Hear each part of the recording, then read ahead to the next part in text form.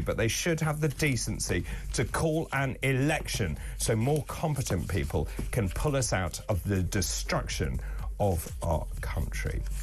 Thank you very much for all of those. I've been asking this morning how much trouble is Starmer in. I have to say what a pleasure and honour it was to have Maggie Oliver on this morning to talk to her as well, the front page of the Daily Mail.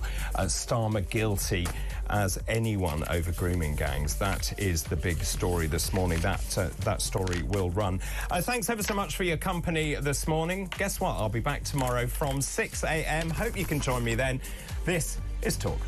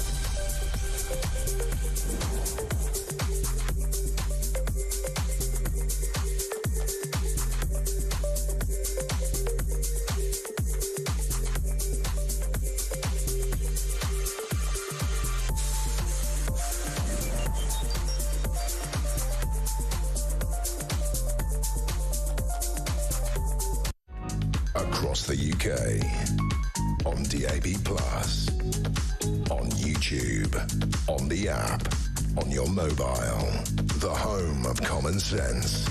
This is Talk.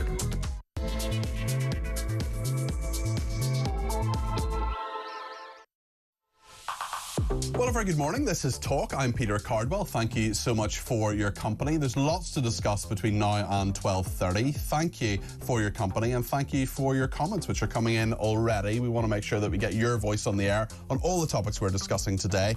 Interestingly, I was doing Drive on Thursday and Friday. Huge story was that Jess Phillips, the safeguarding minister, has decided not to grant a grooming gangs, or let's call them what they are, rape gangs, inquiry into what happened in Oldham. We heard from Oldham and we heard from various people who know this sector, know the horrendous things that have gone on and the ways that people try to prevent it. I'm going to talk to a former advisor to Yvette Cooper in a second. I'm also going to talk to Marilyn Hawes, who's the chief executive of Freedom from Abuse, because there was something that a commentator said yesterday on my Drive programme that she reacted to on Twitter. It's really interesting. The story is developing all the time. And again, I have asked Jess Phillips to come on either this programme today or tomorrow. She's very welcome to talk to us about why she decided not to grant that independent inquiry in terms of what happened into Oldham. She says that the council itself should do it. We have the debate desk, of course, between 10 and 11. We'll talk to Sophia Warringer, who's Deputy Policy Editor at the Centre for Social Justice, and Peter Barnes, the political strategist. We'll talk about all sorts of issues, political and not political. Did you see Luke Littler last night winning the darts? A real triumph for the whole country. 17 years old, my goodness, and £500,000 worth of prize money, and well done to him. Also a story today about asylum seekers apparently receiving preferential medical treatment despite increased waiting times for people born and bred in this country. It's also the end of Hanukkah this week. We'll talk about the British hostage still in Israel, around 100 hostages still in Israel. We'll talk about Britain's Arctic weather conditions as well, and Starmer under pressure from Elon Musk and Donald Trump. A little bit as well about New Orleans. That's of course more details emerging. We now know that a British man was one of the 14 people who was murdered within that. And we'll get all of your thoughts on all of the issues today. Let me know your thoughts. 0344 499 1000. You can text me 87222 with the word talk in your text. You can tweet me at talkTV, or you can follow me at Peter Cardwell. And remember, send me a voice note. You can also send me a text message via WhatsApp, and give me a ring on the main number, which is 0344 499 1000. Do get in touch. I'd love to hear what you have to say about all the topics we're talking about today between now and 12:30 here on Talk.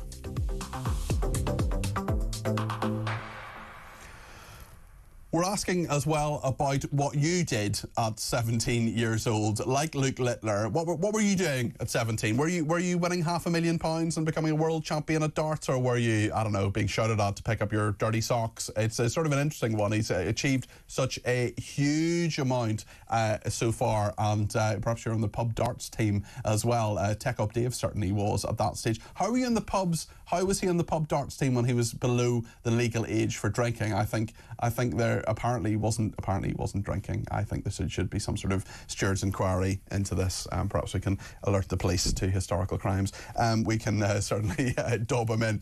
Anyway, listen, there is a big issue that a lot of people have been talking about this week. They've been talking about it on Thursday. They've been talking about it on Friday, and we're going to continue to talk about it today because this is the fact, because you want to talk about it. This is a big issue, and this is that the rape gangs, the gangs of people who gang rape children, are not going to be investigated, or at least there's not going to be an inquiry into what happened in Oldham unless Oldham Council itself decides to do the inquiry in the way that Telford has and other ways. Jess Phillips, who is the Safeguarding Minister, she's a Home Office Minister, she's someone who has campaigned on this for years. Well, she has the power to grant an inquiry. She has the power to say that Home Office resources should be used for some sort of inquiry. She's also the power to say whether there should be a big national inquiry, a statutory inquiry into this. Well, Danny Shaw is a former advisor to the Labour Home Affairs team in opposition. He's also a Home Affairs journalist of great standing.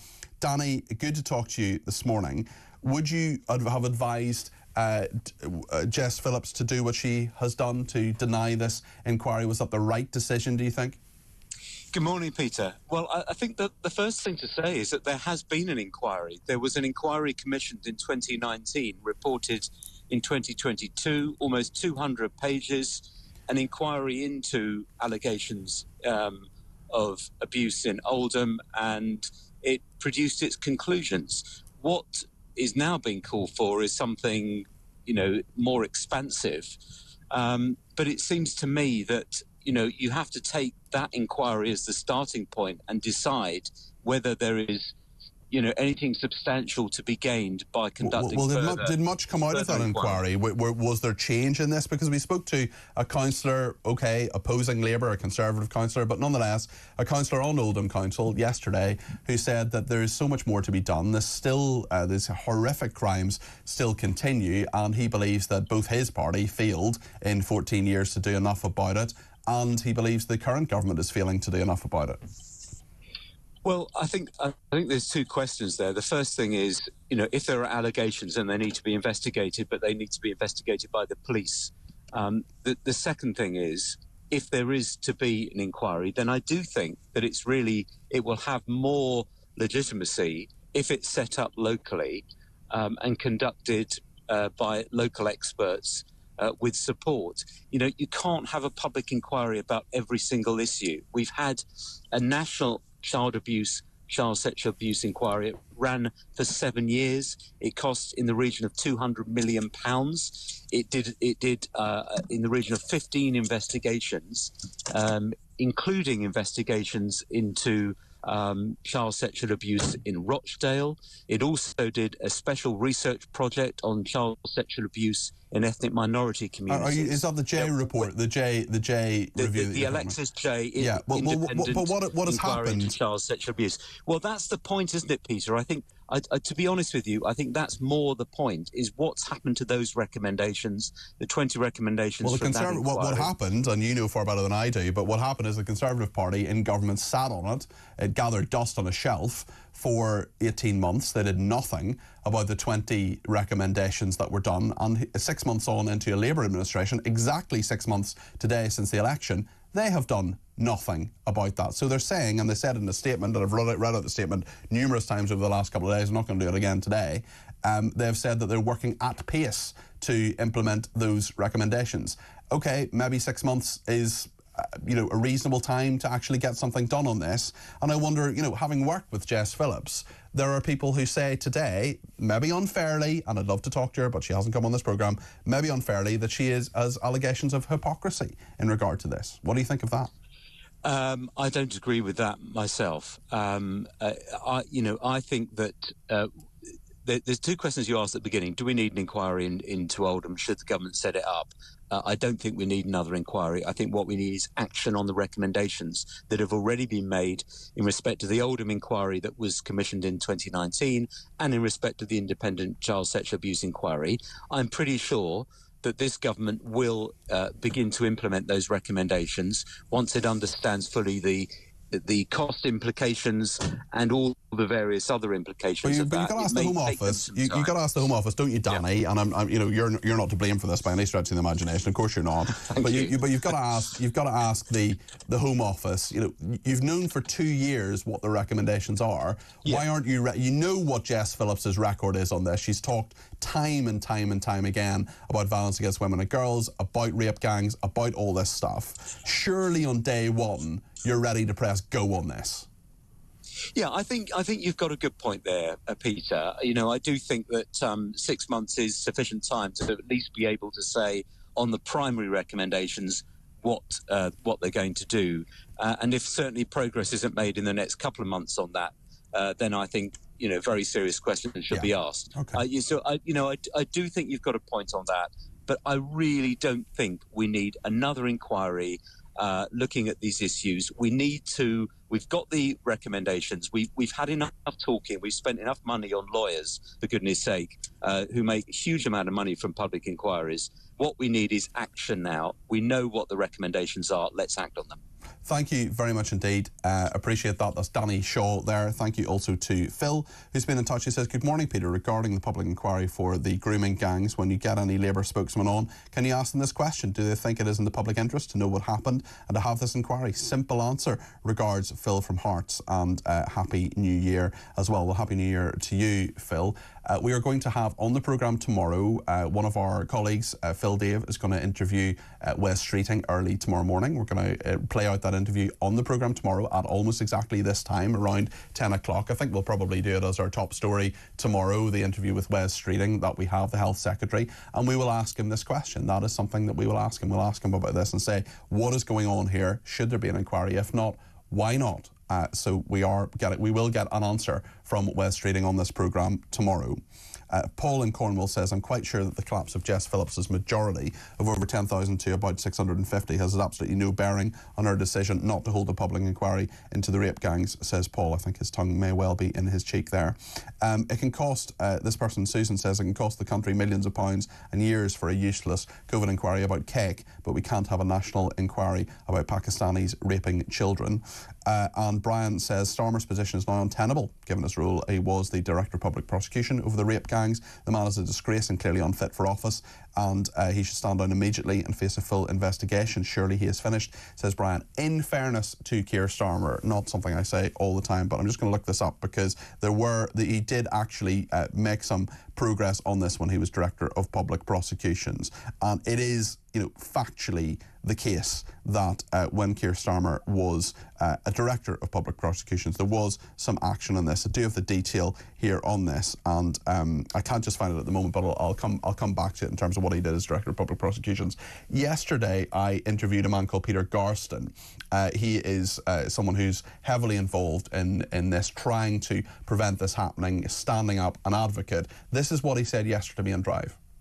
Before she came into power, and she was full of enthusiasm and wanted to look after the rights of victims and support them. But if she, by her denial of this inquiry, she's sending a very bad message to the victims of abuse who I represented, and they will come to the view that this is yet another attempt by government to avoid giving them justice, despite the protestations that Jess Phillips is putting forward, and indeed other Labour spokespersons that I've heard on the media. Well, that was Peter Garston yesterday, and interestingly, Marilyn Hawes, who's the chief executive of Freedom from Abuse, she has responded to that on Twitter, and I know Marilyn has spoken on this station in the last few days, but I wanted to talk to her specifically about Jess Phillips, because we had Danny Shaw there, who is a pretty reputable, certainly very informed Home Affairs commentator. He worked for the BBC for many years as a Home Affairs commentator. He advised the Labour over the past few years when they were in opposition. Now, Marilyn, I wonder, Danny Shaw said that Jess Phillips has been treated badly here, that she's not a hypocrite. What do you think, and what do you think of what Peter Garston said? Well, I can see both points. I mean, I'm actually a friend of Peter Garston's, and he's ambassador to my charity. And I take what he says about the statutory investigation. But I also take up on account of how the victims actually will feel enraged. They will feel felled by Jess Phillips. Why isn't she in the hot seat tomorrow and not Wes Streeting? Why isn't she defending her decision? They all run away, don't they? Like scared little rabbits. I mean, and I've asked her on this programme. I've asked her on this programme since Thursday. My producers have asked her on my programmes. I've told her advisor exactly what programmes I'm on. I'm not saying that, look, governors need to govern. They don't have to do media interviews all the time, although we'd like to hear from Labour a bit more often than we do on this station. But the fact is, Wes Streeting's coming on tomorrow. We'll ask him about it, fair enough, but I'd love to talk to Jess Phillips, because I do think, there is an explanation for this from her. We had this statement, read it out a number of times on Thursday and Friday, but there will be people who you have dealt with, who you fought for, Marilyn, who feel betrayed by this. Oh, they will feel betrayed. I mean, I deal with victims of abuse all the time, and people that have been involved in these exploitation gangs. They're not grooming gangs. They are exploitative, rape, drug gangs, and it is across the UK. It's not just Oldham, and Oldham have been corrupt for years, and they can't be trusted to do their own investigation, I don't believe anyway. But the bigger picture is, this is not about grooming. It's more than that. Oh, it's so much more than that, and we need to call them what they are. It is more than that. They are gang rape gangs. They're gangs that gang rape children. They are paedophiles. And it's as we speak right now. It is across the country. If you'd spoke to Andy Burnham knew about this going on in the mid-90s. That's 35 years ago. I've been doing this job for 23 years. I knew of it over 20 years ago, okay? So nothing was happened then. And this is the thing about the inquiries. I do see what Danny Shaw is saying, but I also see what Peter Garston is saying. Danny Shaw's right. Where's the action? Every time we have an inquiry, if we went back to Victoria Colombier and the Lord Lamming report, 70% of that still hasn't been adopted. That's the point. People failed in Oldham. People covered up. People didn't listen. People ignored because they wanted to keep this fake thing of race relations were okay. In the last 48 hours, I have had emails from former police officers who have actually told me this, that across Lancashire, they were paranoid about exposing anything that would be anti-race relations. That's not the point. It doesn't matter. This isn't about racism. This is about a real problem across the UK. And you can't call them Asian gangs. You don't get Japanese men doing this, Chinese, Indonesian. It is predominantly people from the Pakistani and Bangladeshi community. You've got to wake up and smell the coffee. This has got to be dealt with. And what happened is 35 years ago, when nothing happened, it was like small and in secluded areas, or not secluded areas, but known areas. But now it's embedded across the whole of the UK. It's a business model that stretches up, down and across the UK. These gangs are brutal. This is why you're seeing all the stabbings of young people. It's the gangs. The younger members are told by the gang leaders that they have to do these stabbings if there's something that's happened with drugs or they haven't got the money. And you know what's something else I'd like to say, completely off-piste at the moment? This is an absolute embarrassing, heinous situation for the UK. It's dreadful.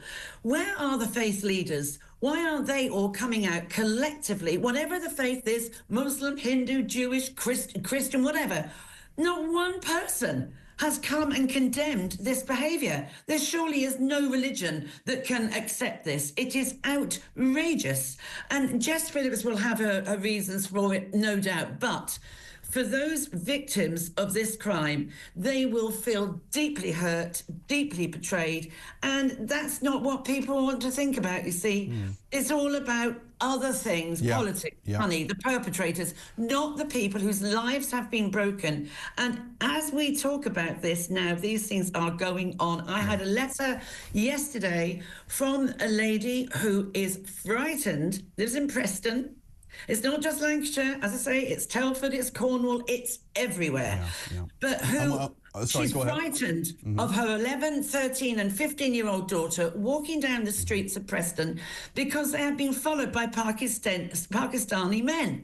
She's reported it to the police. She's reported it to the council. She's reported it to her MP. Nobody does anything. And this is why you media are so good. You've thrown this into the spotlight and it needs to stay there. And it is going to stay there, Marilyn, because this is causing too much damage and harm. You know, it absolutely breaks my heart. And I want to know, Marilyn, from the government what they're doing about those 20 recommendations we spoke about. I want to know when they'll be implemented. They say they're working at pace. Why were they not ready to go from day one? Well, I want to know that as well. This is why I want to interview Jess Phillips. I'm going to keep asking. Peter, I would love to go on and ask questions myself to the government because no government has dealt with this. No, it doesn't matter whether they're blue, red, yellow, no one. It's always been the can that's been kicked down the road, and children's lives have been utterly broken. We will continue to talk about this, and we'll continue to talk to you as well, Marilyn. Thank you for joining us this morning. Marilyn Hawes there, Chief Executive for Freedom from Abuse. And I found the aspect that I wanted to make clear, which is that the Prime Minister, people are talking about his record as Director of Public Prosecutions. He did, in fact, just a factual point, he began the prosecutions of the Rochdale grooming gangs in 2013 when he was Director of Public Prosecutions, Keir Starmer, and launched reforms as to how the Crown Prosecution Service handles child sex abuse cases. He did take some action, not enough action, but we need to be fair to him. We need to state the facts and tell and be clear what he actually did when he was Director of Public Prosecutions. What's he going to do as Prime Minister? That's what I want to know. How are they going to change these things, and why weren't they ready to go on day one? And Mark in Southampton says, Marilyn's spot on. How can Oldham mark their own homework? It can't be right, Peter. I agree with you, Mark. Lots of other people getting in touch about this as well. Use the break to make the point, to answer the question and to pick up the phone. 0344 499 1000. What is the solution to the paedophile gangs scandal? How do we sort this in our society? Let me know your thoughts. 0344 499 1000. We'll get the views of our panellists next as the debate desk continues.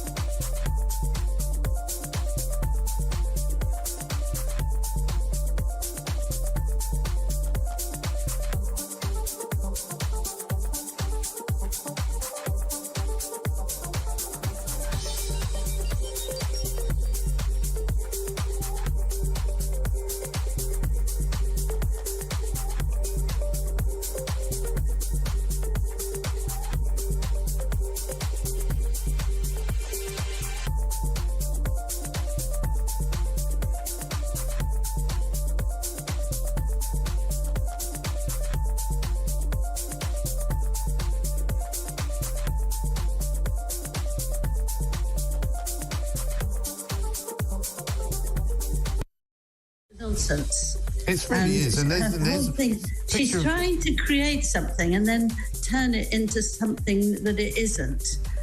She's sort of very strange. We're not in the pursuit of perfection. We're in the pursuit of joy. Yeah, joy. I mean, it's so... Surely she should just admit it. She's in the pursuit of money, isn't she? Isn't that what she's up in pursuit of? Yeah. She's after Gwyneth Paltrow's place, who makes as much of money from what she does. Yeah.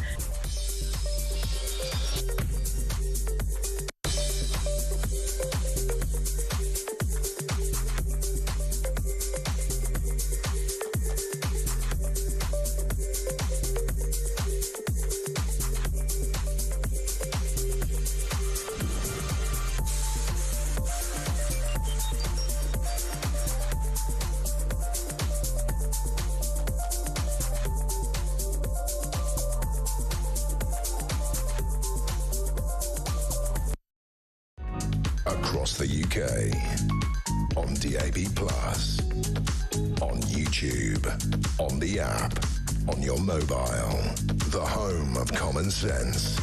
This is Talk. Thank you to Alison in Glasgow, who says, Peter, it's not grooming, it's rape of children on a scale that is unbelievable. I read some of Matt Goodwin's tweets where he quoted some details of the rape of these young girls, horrifying, and how anyone who covered this up isn't in jail right now. To the top is a disgrace. Right to the top is a disgrace to our country. Elon Musk is correct, says Alison in Glasgow. Well, we're actually going to talk about Elon Musk and his role in UK politics in just a minute or two with our debate desk members. Sophia and Peter will be with you in a second. But I just wanted to read out a few more messages, because Nick in Oxford's been in touch and says no more inquiries or reviews. What is required is prosecutions against those who have been negligent in this scandal. Until those guilty of obstructing the course of justice are punished, this will happen again and again. Right then, let's go to the debate desk. And on the desk today, Sophia Warringer, Deputy Policy Director of the Centre for Social Justice, and Peter Barnes, a political strategist. Lovely to have you both here. Sophia, maybe I can ask you a little bit about paedophile gangs, actually, because as Deputy Policy Director of the Centre for Social Justice, this is something that will have come up for you from time to time. I mean, we're asking the question about what the solution is to this, or whether there should be a public inquiry, or what's your kind of take on this situation, especially in terms of what Jess Phillips has done this week. Oldham Council said, we want an inquiry, please fund it. She said no. Well, this is an example of the most deprived and most left behind communities being ignored by the establishment. These victims, often white, working class girls from this area of Oldham and, of course, across the country as well, often not having the political capital or the voice to be able to make themselves heard, and when they do, being stopped at every turn by the people who are supposed to help them. And I think the problem with Jess Phillips' response as the safeguarding minister is that she has tried to rebut it on a technical point. She's tried to say this is the council's responsibility because it's a council matter and it happened within their jurisdiction. But we are way beyond technical points now. This is a very emotive subject, and rightly so. When you've read the sentencing remarks of what happened to those victims, it's absolutely heartbreaking. In fact, sometimes you can't even read them. Yes. It's too much. And so she's not tuning into the emotional response that this case needs, and therefore I think she's got the mood completely wrong. It's interesting, actually, because I spoke to one of the people who was the head of an inquiry, actually, into a lawyer, a KC, yesterday. I spoke to him on Talk Drive. And he was making a pretty strong argument, actually, about why there shouldn't be national inquiries. Why he's saying his argument was essentially he had overseen the Telford inquiry and said a local inquiry, independent, obviously, of the council that's funding it, but nonetheless a local inquiry where you can have not a courtroom, but actually go into victims' or survivors' homes, have a discussion with them rather than interrogating them. You get more from them, you get more detail, you have a better picture of what is going on. So he explained that far better to me than Jess Phillips has. Maybe she has a point, actually, in what she's saying. I wonder what you think, Peter. No, I think you're perfectly right on that. I think public inquiries tend to be very adversarial, and I think they don't really get to an answer because everybody's trying to defend themselves and, you know, save their backside, for want of a better phrase. Well, I think the problem with Jess Phillips is that she hasn't really listened to the concerns of people. She's rather run railroad over people and talked down to them. I think this has been Jess Phillips' problem for a very long time. I think she's a terrible communicator because she doesn't really want to listen to what people say. She's more interested in telling them what they should think. And I think this is why Jess Phillips was the real wrong person to be in charge of anything like this, because obviously the emotions run very high. Some would argue that she is actually the best person to be in charge of it, because it's her life's work. It's what she's talked about a lot. She worked in a domestic abuse shelter herself. I mean, she's someone who knows this inside out. Well, if that's true, then she's handled this absolutely catastrophically worse than she should have. They always say for a sports player, it's only as good as their last game. And let's be real, if this is Jess Phillips' last game, it's been awful. I mean, I couldn't believe the way that she came out in the press, and the comments that she made, I thought was absolutely staggering.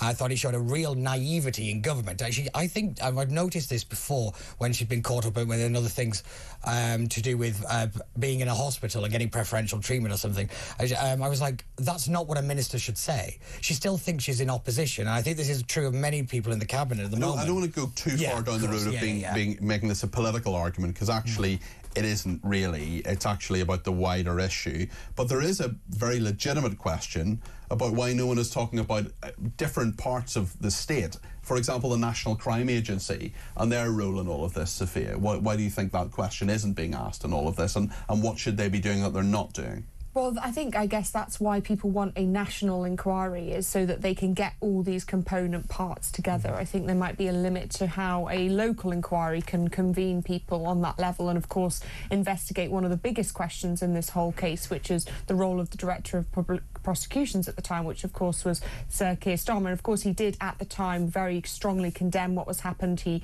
said that a lot of the cover-up had been driven by a fear of being accused of being racist. So he has made good noises in that direction previously, but I think there is a big question to be asked about all the agencies involved: counsellors, police, statutory services, social workers, other people who were their responsibility to safeguard these young people. And also, we have to remember, this has been something in the public domain for a while, and it was in fact some inflammatory tweets and comments from overseas which has brought this up again as an issue. And we can't be reacting to some people in America deciding to take to their phones and tweet. We need to be proactive about safeguarding the most vulnerable people in our society, and unfortunately we are so on the back foot with this issue. Sophia, I think you speak an awful lot of sense on that. James has been in touch and says, it's James in Kent here, the previous inquiry was into the fact that rapes had been taking place and the perpetrators needed to be brought to justice. It did not cover the institutional cover-up that has been going on since the late 1990s and why this was allowed to go on. That is what an inquiry should be about. Gemma has been in touch to say, I am so surprised at Jess Phillips. However, we haven't drilled down into why enough. Please read her statement again and get to the bottom of it, Peter. Happy New Year, says Gemma. Gemma, I would love to talk to Jess Phillips. I've asked her to come on Thursday, on Friday, today, tomorrow. What we do know is that Wes Streeting, the Health Secretary, he is coming on tomorrow. I'm not personally interviewing him, but one of our reporters, Phil Dave, a fellow presenter, is going to do that tomorrow morning. We will ask him about this, but he's not Jess Phillips, and actually, just because you've asked me to, Gemma, I am actually going to read out this statement. It's a long statement, but I'm going to read it out. I just want to make sure we're fair to Labour in all of this and to the government. This is a Labour Party spokesperson. We don't know if it's a man or a woman. And we also know that this is not Jess Phillips herself. This is the Labour Party itself. This is what they said on Thursday, and they haven't really said very much since then. Wes Streeting talked about it a little bit yesterday. We're going to get more answers out of him tomorrow, although he's other things to talk about in regard to the health service as well. This is a Labour Party spokesperson. Child sexual abuse and exploitation are the most horrendous crimes, and the Home Office supports police investigations and independent inquiries to get truth and justice for victims. We have supported both a national overarching inquiry into child abuse, which reported in 2022, and local independent inquiries and reviews, including in Telford, Rotherham and Greater Manchester. This government is working urgently to strengthen the law so that these crimes are properly reported and investigated. In Oldham, the crimes committed by grooming gangs were horrific. Young girls were abused in the most cruel and sadistic way. Victims and the community need to know that all steps are taken to deliver justice and protect children properly in the future. This is why we supported the independent review commissioned by Mayor Andy Burnham, which covered Oldham and has led to a new police investigation as well as wider work into child protection issues around Greater Manchester. We will welcome and support an independent investigation commissioned by Oldham Council, which puts victims' voices at its heart, following the examples of Telford and Rotherham. Labour in opposition called for and supported the national inquiry into child sexual abuse under Professor Alexis Jay, which concluded in 2022. The Labour government is now working at pace to implement the recommendations, including introducing the duty to report. I ask the question again. If you're working at pace, why hasn't it happened so far? If you had someone who has, I think we can legitimately and factually say that Jess Phillips has been a major advocate in this area. She is now the minister. Why were you not ready, and why was the Home Office not ready? Institutionally, I think they have failed on day one to implement the 20 different recommendations of Professor Alexis Jay's report. Why was that not implemented from day one? Why are we sitting here 6 months later, and I should say the Conservative government sat on that report for 18 months and did absolutely nothing. It gathered dust. There are lots of avenues to be explored with this. There are lots of people getting in touch about this. We hear a lot about operations against county lines and drugs gangs, but these are county lines, child rape gangs, one texter says. Lots more to discuss. We'll park this just for a second, but if you want to get your call on it, I will take as many calls as I can. I always do, between now and 12:30. The number is 0344 499 1000. We'll return to the debate desk in just a second.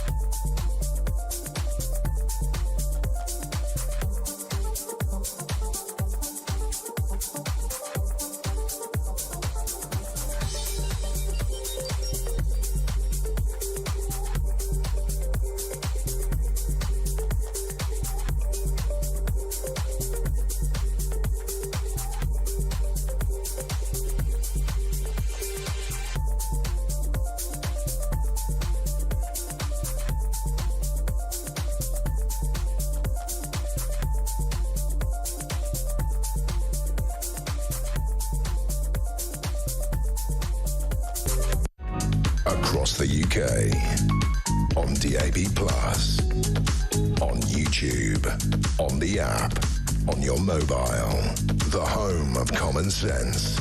This is Talk. Bill is in Romsey and says, morning Peter, morning Bill. Starmer does not want an inquiry into rape gangs because of the votes Labour would lose. If people are saying this is still going on, where are the police? I think there are a lot of questions about that. I think there are a lot of questions about the fact that these are overwhelmingly Pakistani Muslim gangs. We have heard so little from the Muslim faith, from community, political leaders. Let's hear from them. Let's hear what they have to say about that. What work is actually going on within that community right now to tackle the attitudes driving these rape gangs? There's so much more to discuss on this. We're going to continue to discuss it tomorrow on this programme. We're going to make sure that we illuminate the issue. Kevin Barnstable says statutory rape is statutory rape, Peter. What is there to review? A Labour Party spokesperson, oh the irony, says Peter, no one prepared to even take ownership of this statement. The hypocrisy continues. We're going to continue to talk about this, I promise, today and tomorrow, but I just want to ask Sophia and Peter here on the debate desk about a couple of other aspects, including a big story in the Daily Telegraph today about a fast track of NHS care for asylum seekers. Some of the examples they give about Guy's and St Thomas's Hospital in South East London, for example, offering a special walk-in service for refused asylum seekers and undocumented migrants, where they can receive a full health assessment, treatment of minor illnesses and referrals to specialist services by contract By contrast, 15% of residents had to wait at least a week before seeing a doctor in November. Field asylum seekers in Stoke-on-Trent can receive NHS help at Norfolk Street Surgery to access a GP and a dentist. On the other hand, a 2022 survey found almost 3/4 of the city's residents had trouble seeing an NHS dentist. Why is there a two-tier system here? It's certainly been illuminated this morning. Peter, what is your view on this? Well, obviously, I think it is the prime example of the two-tier society, and I think it is because that this country continues to bend over backwards to people that don't have a right to be here. I hate to be this guy, but why, if you don't have a right to be here, are we giving services and money and resources that could be going to people who desperately need it in this country, to people that shouldn't really be here? It staggers me. Like last month, 1 in 4 patients had to wait over 4 hours in A&E, and 45,000 patients saw it delayed by 12 hours in terms of receiving treatment. That is astronomical figures. And yet it is going up and up and up. And yet all we keep hearing is, well, we've got to save the NHS, we've got to keep throwing money at it. What we need to start doing is actually policing who is using the NHS, and are we actually allocating resources correctly? One thing I've found about most of the migrant crisis debate and all these other aspects of it has been about choices, and it's always the successive governments, and I include the Conservatives in this, have always chosen the migrant side of the argument every single time, and it has been at the expense of the British public, and it has to stop, because this is why people keep coming. This is the pull factors that they have here are the main driver, and when fixing small things like this will help stop the small boats. You know, this idea that you just turn the boats around is an absolute nonsense. But what you can do is you limit what they receive, so you make it less appealing to get here, and that's why this kind of story is actually really important to tackle, because it's something that the government can actually do, and they are yet again refusing to do it because it's minorities. I am going to say, I'm going to sound like an absolute broken record here, but I've said this before, I've said this many times on this programme and many programmes. The key point of so many stories that we cover in this station is really basic: fairness. Sophia, this isn't fair. You're completely right, because if you were going to design a story to create outreach amongst the general public, the two things you'd want to stick to are NHS service waiting times and immigration, and this ticks both of them. So I do think this really gets to the heart of why so many people are disgruntled in this country.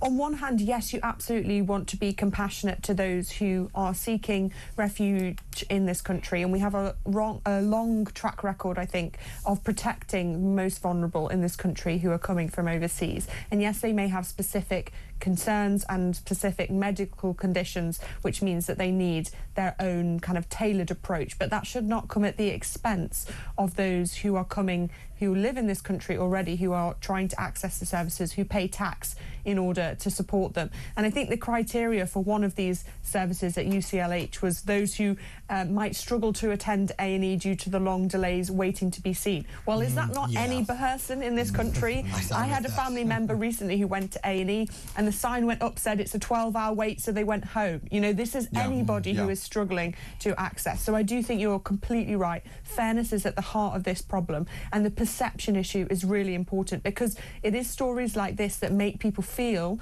who are born in this country, who live in this country legitimately, who have legal status to live here and who pay tax. It is stories like this that make them feel like they are second-class citizens, and that is completely wrong. Tell us what you think about this, about the fact that asylum seekers and failed asylum seekers are jumping the queue in the NHS. This is a story in the Telegraph today. Let me know your thoughts. 0344 499 1000 is the number to call. You can send me a voice note on that number as well through WhatsApp. Quite a few messages coming in regard to the paedophile gangs, the rape gangs, whatever you want to call them. Frank Etchells in Bingley in West Yorkshire says maybe Keir Starmer should change his mantra of smash the gangs to smash the rape gangs. These gangs aren't thousands of miles away, they're on our doorstep. It is scandalous. Thank you to David as well, who says, I think you're giving Keir Starmer too much credit when he was Director of Public Prosecutions. How many people in social services, councils and the police did he prosecute during his tenure?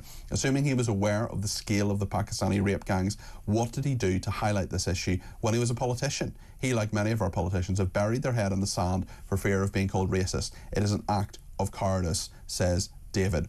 Peter in Croydon says, morning Peter, Marilyn Hawes is right. We we have to keep this going. But where's the NSPCC? Where's Childline? We all need to keep the pressure on. Email your MPs and police chiefs. Well done, Peter, says Peter in Croydon. Well, it's not me. It's you. It's people who are getting in touch, like Peter in Croydon. They're talking about this, keeping the debate alive, because there's a lot of the other media, shall we say. I tried to find this story. Okay, it was brought up by Elon Musk. It wasn't on the BBC home site at all. I think it was about the third story on their politics feed. It was low down on Sky as well. But we're going to continue to talk about it, because this is my show, but it's your show too. And if you want to talk about it, and I want to talk about it as well, I want answers on it. Hopefully we'll get some from West Streeting tomorrow. We'll play out that interview tomorrow morning. We'll continue to talk about this as long as you want to talk about it. 0344 499 1000. Stay with us here on Talk. More from Sophia and from Peter in just a minute.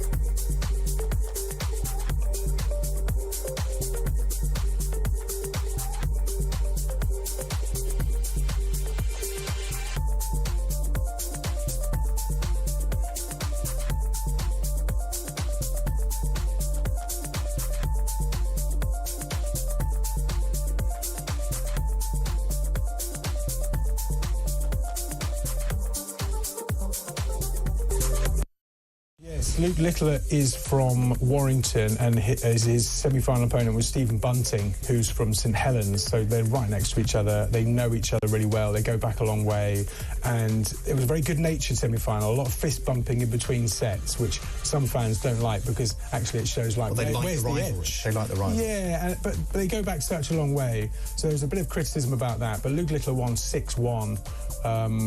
Tonight is the best of 13 sets, so it's the first of 7.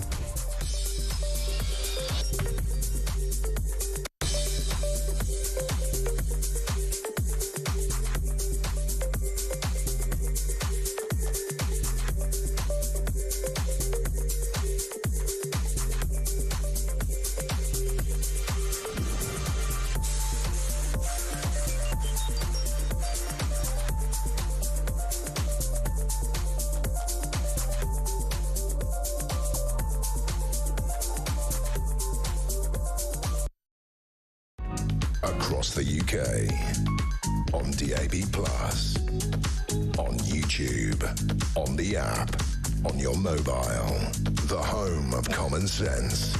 This is Talk. Well, we have a bit more information about the victims, the 14 victims of the terrorist attack in New Orleans. And we know that one of them is a British man. His name is Edward Pettifer. He's from Chelsea in West London. He was killed in the attack, and that has been confirmed by the Metropolitan Police. The King is understood to be deeply saddened by the death of Mr. Pettifer, who was killed in the attack in New Orleans on New Year's Day, murdered by that terrorist. There are reports that he was the stepson of a former royal nanny. I think, I'm not sure, but I think they're referring to a woman called Tiggy Legg Burke, who then became Tiggy Pettifer, who was the nanny to William and Harry. No doubt all the information will be revealed in regard to that, but we know for sure that Edward Pettifer from Chelsea has been a victim of that horrendous terrorist attack that happened in New Orleans, and of course when we hear more about that we will bring that to you. Thanks for all your messages. I'll return to them in a second, but I want to talk about the story about Wes Streeting. We're talking to him on the programme tomorrow. We'll ask him this question as well, why he thinks it's reasonable to say that he's talked about campaigners giving out advice in the wake of the decision to strip 10 million pensioners of their annual fuel payment. He's urged householders to turn their heating up this weekend, despite the government's cuts to winter fuel allowance. Fine to turn up your heat if you can afford it. What if you can't? Sophia? So I don't understand the comms perspective of this. They had a huge fight over cutting the winter fuel allowance, means testing it. I think actually that was the right decision. I don't think it was right that pensioners, some of whom are very wealthy, get that indiscriminately. Maybe the way they handled it could have been better. But then to deliberately wade back into that row, which split some part of their party, obviously some of the MPs voted against the government on that motion. So it feels very tone deaf to deliberately wade back and to remind people that they'd cut this winter fuel allowance whilst also doing something that's very nanny state of telling people to turn their heating up. Look, there are huge problems with the NHS. I know we've got announcements coming on Monday from the Prime Minister about how he's going to cut waiting times. I would love for them to focus their attention on solving those issues rather than telling me to turn my heating up. In fact, it makes me want to turn my heating off because they've told me to turn it up. Yes, it's very cold, but I just feel like they're putting their finger on the wrong problem. Don't get me started on weather forecasters telling you to wrap up warm. First of all, it's warmly, which is an adverb. And secondly, I'll get hypothermia if I want to. It's nothing to do with you, Louise Lear. So Mr. Streeting was asked about warnings, this was on the BBC, from charities that old people were worried about turning on their heating after the cuts. He replied, well, this is definitely a weekend to turn the heating on. And I'll just remind people that the Chancellor did take the decision to protect winter fuel allowance for the poorest pensioners, to protect people this winter and in future winters. And of course, the triple lock on pensions is guaranteed. So the state pension is higher this winter than it was last year and will be further higher next year. That's why the Chancellor has taken those decisions, Mr. Streeting said, and to make sure that we protect the vulnerable this winter. But I would certainly agree that this weekend is a weekend to layer up and put the heating on as well. Peter? Yeah, I think this just shows the tone deafness of the government, because I go back to the caller you had, Peter, who the old woman sat. Teresa.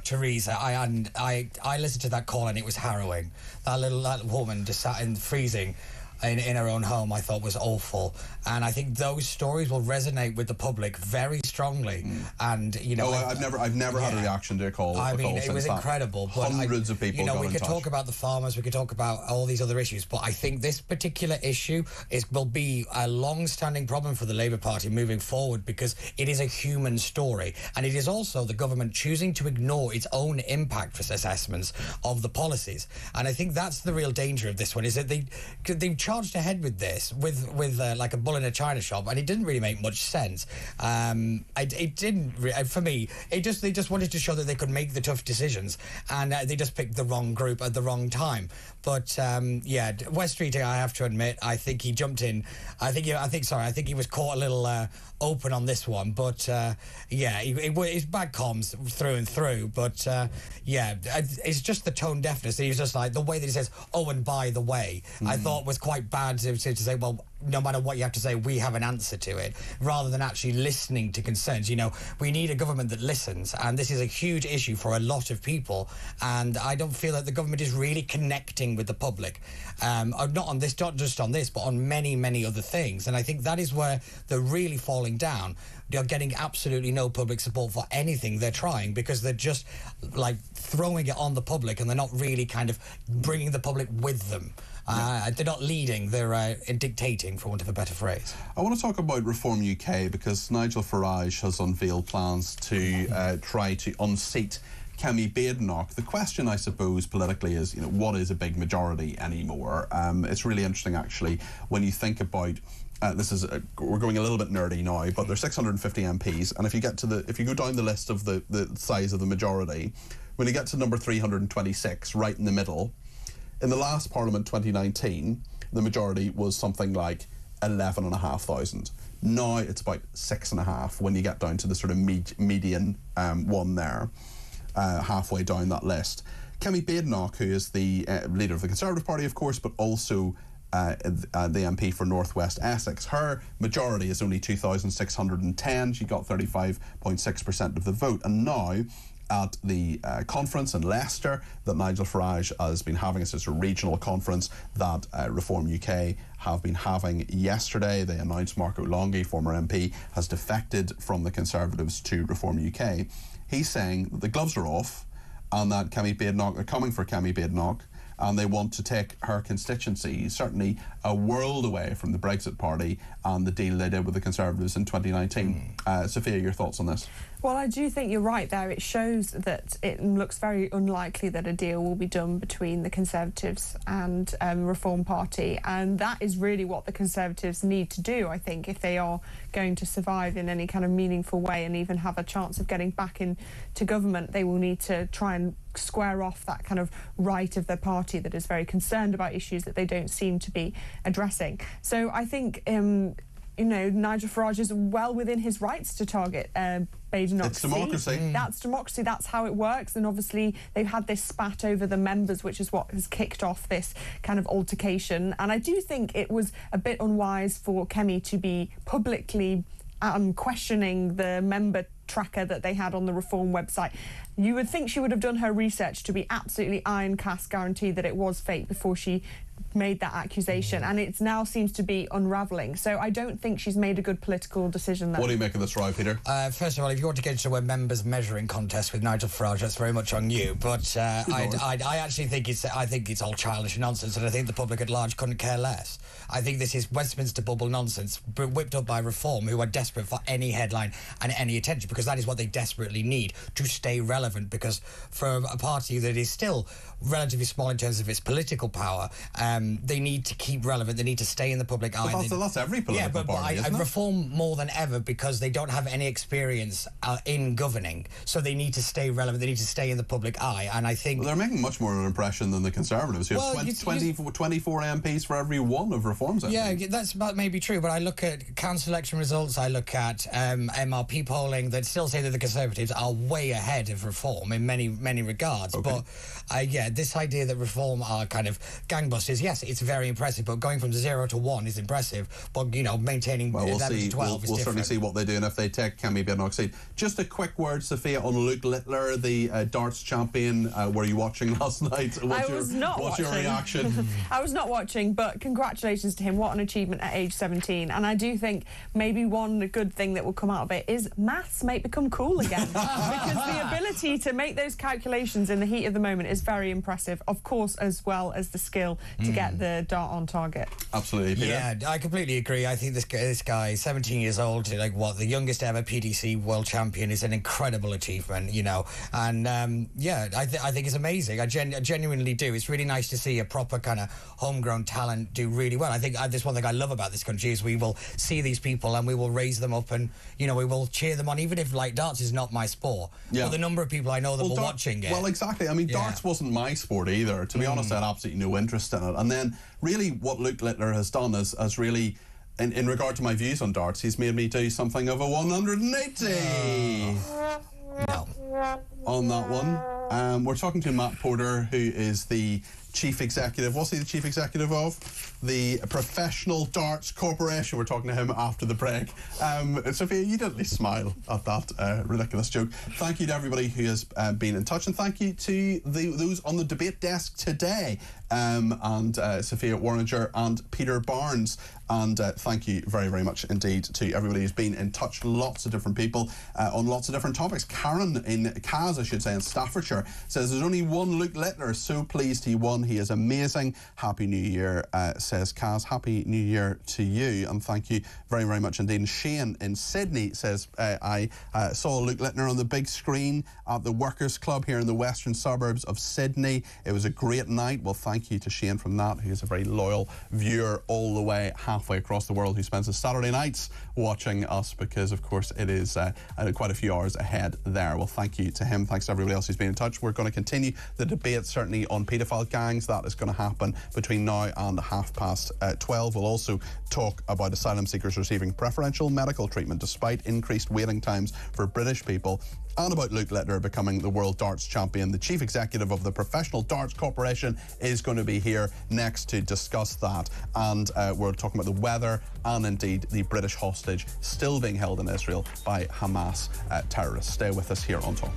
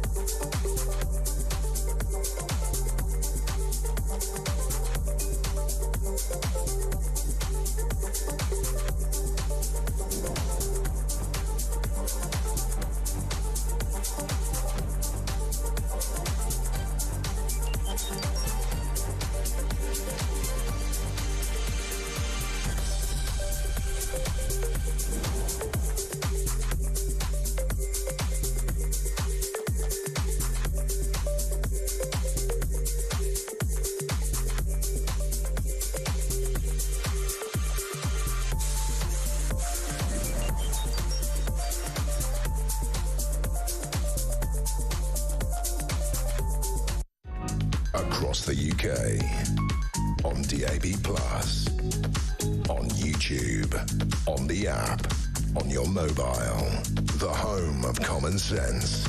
This is Talk.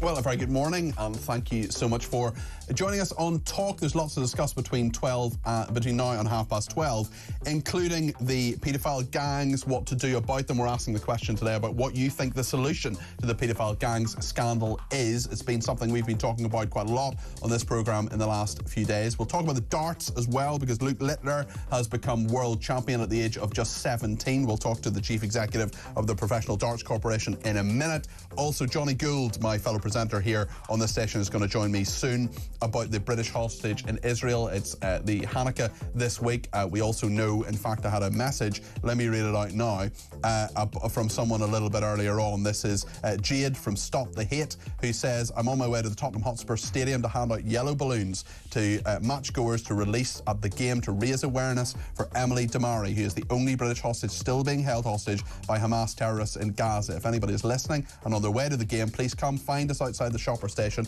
get a balloon. Many thanks, Jade from Stop the Hate. Jade, very happy to read that out and very happy to talk to Johnny about that. We've got to keep the fight going to get those hostages released. Lots to talk about today. 0344 499 1000 is the number to call. You can text me 87222 with the word talk in your text. You can tweet me at talkTV. Follow me at Peter Cardwell. Send me a voice note on WhatsApp if you want to, 0344 499 1000. You can use that number to give me a ring, or you can send me a WhatsApp text message as well. Lots to discuss. Let's get going here on Talk.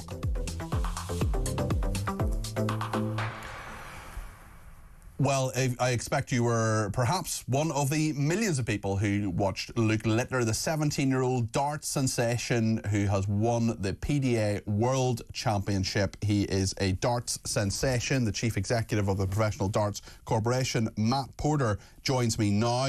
Matt, what a day. What a 24 hours for darts and indeed for this country. Absolutely. You know, the crowning of the day the Prince became king, I guess. I mean, Luke Littler's been at the top of the game for 12 months now, but to do something like that as a 17-year-old as he is absolutely remarkable. Apologies, just to correct myself, it's the PDC World Championships, of course, apologies for that. Matt, I mean, amazing celebrations, and so many young people now taking up darts as well. Luke Littler has inspired, I was going to say a new generation. It's really his own generation, isn't it? He's only 17.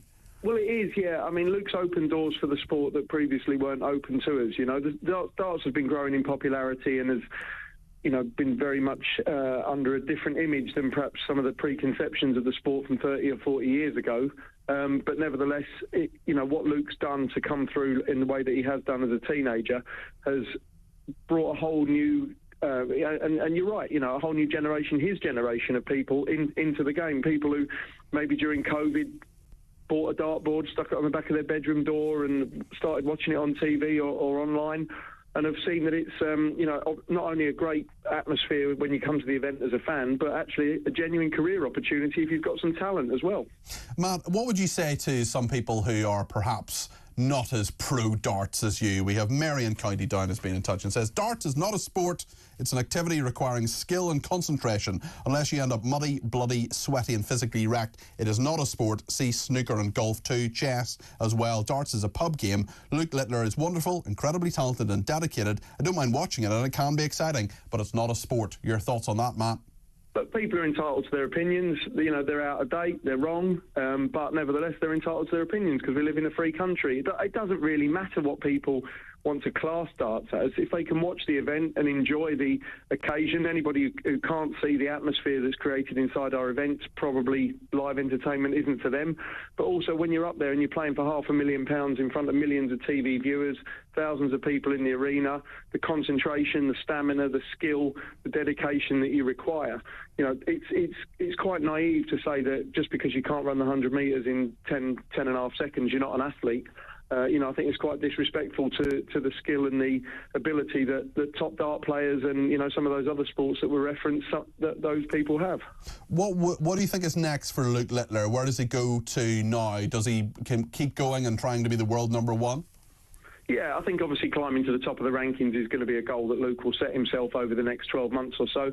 There's a lot of major tournaments that we've got that Luke hasn't won yet. You know, he won the Premier League and the Grand Slam this year, but he hasn't won the World Match Play, and you know, the next major ones will be the World Masters and the UK Open that he'll have his sights set on. So, you know, Luke's got a world of opportunities in front of him, both on and off the hockey. He's 17 years old. He could probably have a 40-year career as a professional dart player if he wants one. I doubt if he'll want that, because the riches that will be on offer to him over the next 10 or 12 years or whatever will set him up for life. So, you know, for him, it's going to be about enjoying his darts, winning as much as he can, and just keeping on going, setting new records. Everybody wants to be the first, the youngest, etc., and he's got great opportunities to take many of those crowns. Matt, thank you. That's Matt Porter there, he's Chief Executive of the Professional Darts Corporation, reflecting on Luke Littler, the 17-year-old darts sensation. Thank you to Matt for that. And thank you to everybody who has been in touch, including on the paedophile gangs and the statement that Labour gave us, saying that they're working at pace to implement the recommendations of the Professor Alexis J report on that. Jason in the Lake District has been in touch. He says they are working at pace, Peter. It's just a snail's pace. If it was tens of thousands of young Muslim girls being raped by English white men, Labour would be all over it. Two-tier justice, two-tier rules once again. Labour have shown themselves for what they are, and they can't escape this with Elon Musk and Reform UK calling it out. This won't go away this time. Brittany in the United States has been in touch and says this is absolutely disgusting, it's heartbreaking. Starmer, Phillips, the Crown Prosecution Service, the whole system has turned their back on the most innocent, vulnerable people, and there needs to be heads rolling. People's feet need to be held to the fire. Stuart in Perthshire says, why is no one talking about the fact that some of the people involved, from police to the council to social workers, need to go to prison for their part in these terrible crimes against young girls? Stuart, we're talking about it, but I fear quite a lot of the media is not talking about it. John says, here we go again, Labour defending terrible decisions because it suits them politically. Shameful. Lynn says she thinks Peter Barnes should be interviewing Wes Streeting tomorrow. He would make him wake up to the fact that migration is the root of the NHS's problems, as well as the other issues such as the rape gangs, which wouldn't be happening if we made people who enter this country live by British values instead of letting them live by their third world standards in our country. Well, we're going to talk about that now, about asylum seekers receiving preferential medical treatment despite increasing waiting times for people born in this country. Philip Kisley is a senior fellow at the New Culture Forum. Philip, it's good to talk to you this morning. What do you make of this story? Hi, Peter. It's great to talk to you again. It's just one of those stories that just fills you with that same old feeling of dread that we are going down the plug hole. This is a scheme called 987 Inclusion Health. Now, that word... Of course it is.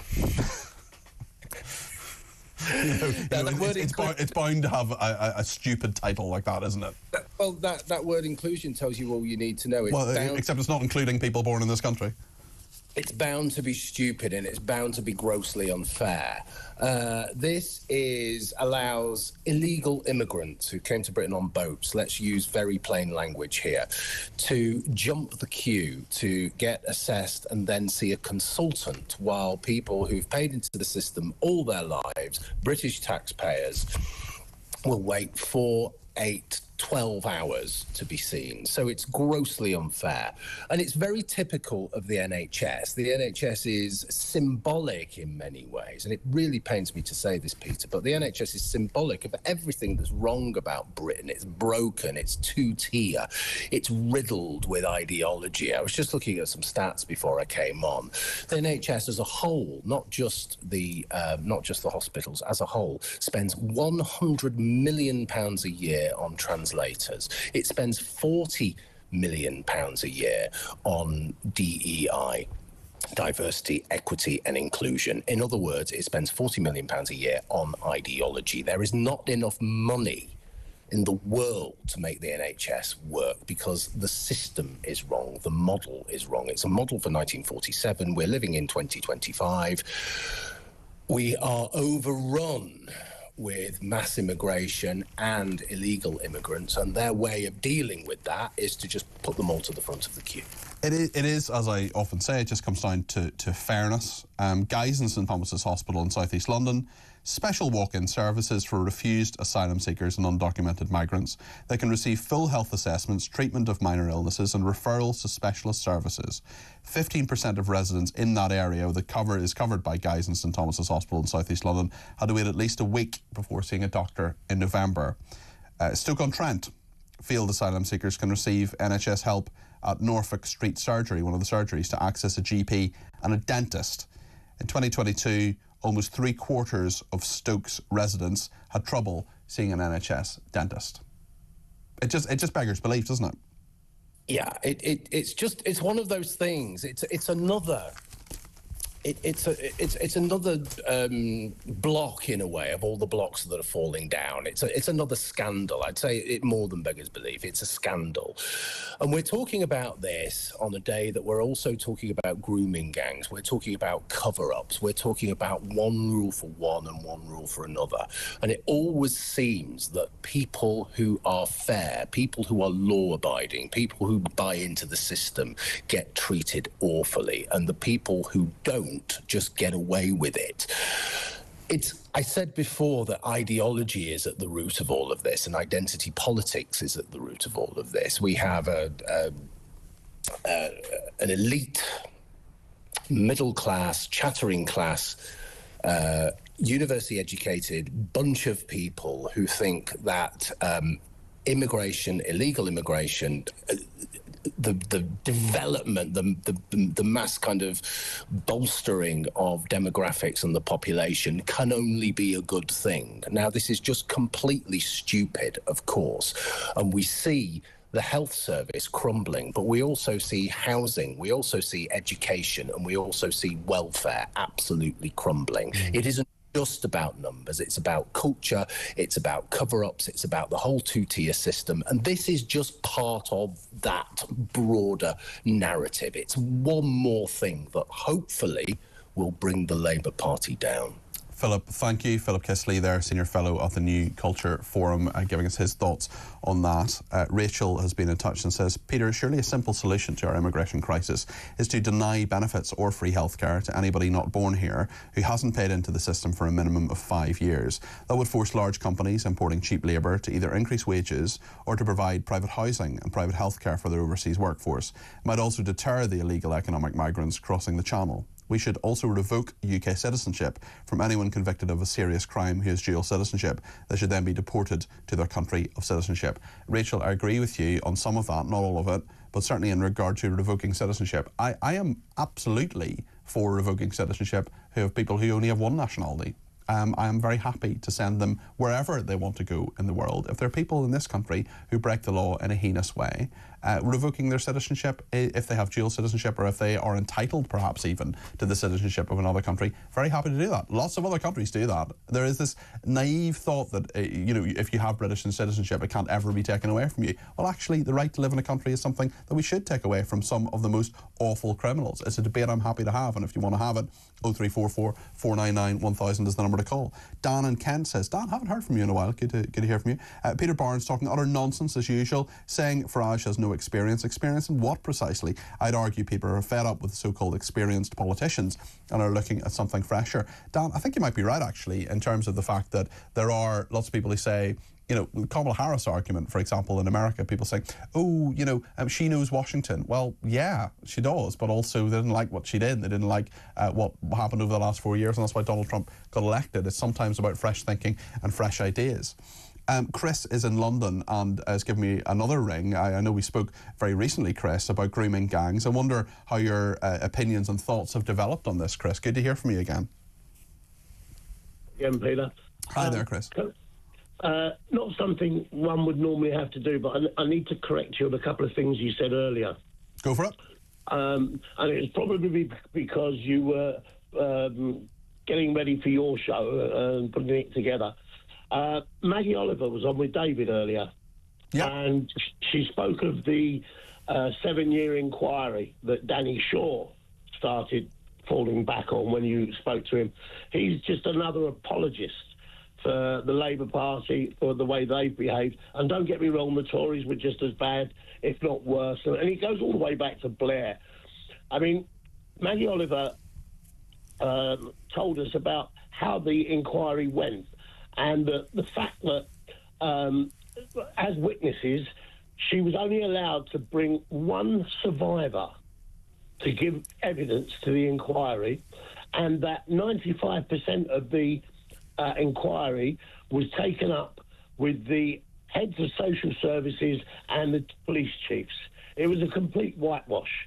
That amazed me. I didn't know that till this morning. This is the Professor Alexis J report on the inquiry that went on. Yeah, correct. Okay. Maggie blew it out the water this morning. Okay, fair enough. Yeah.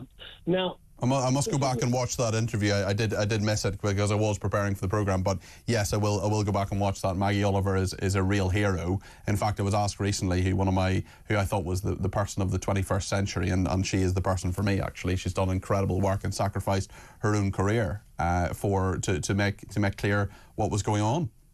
Yeah, there was a comment passed this morning. It should have been Dame Maggie Oliver instead of Sir Keir Starmer. I think that's a very fair point to make. Yeah.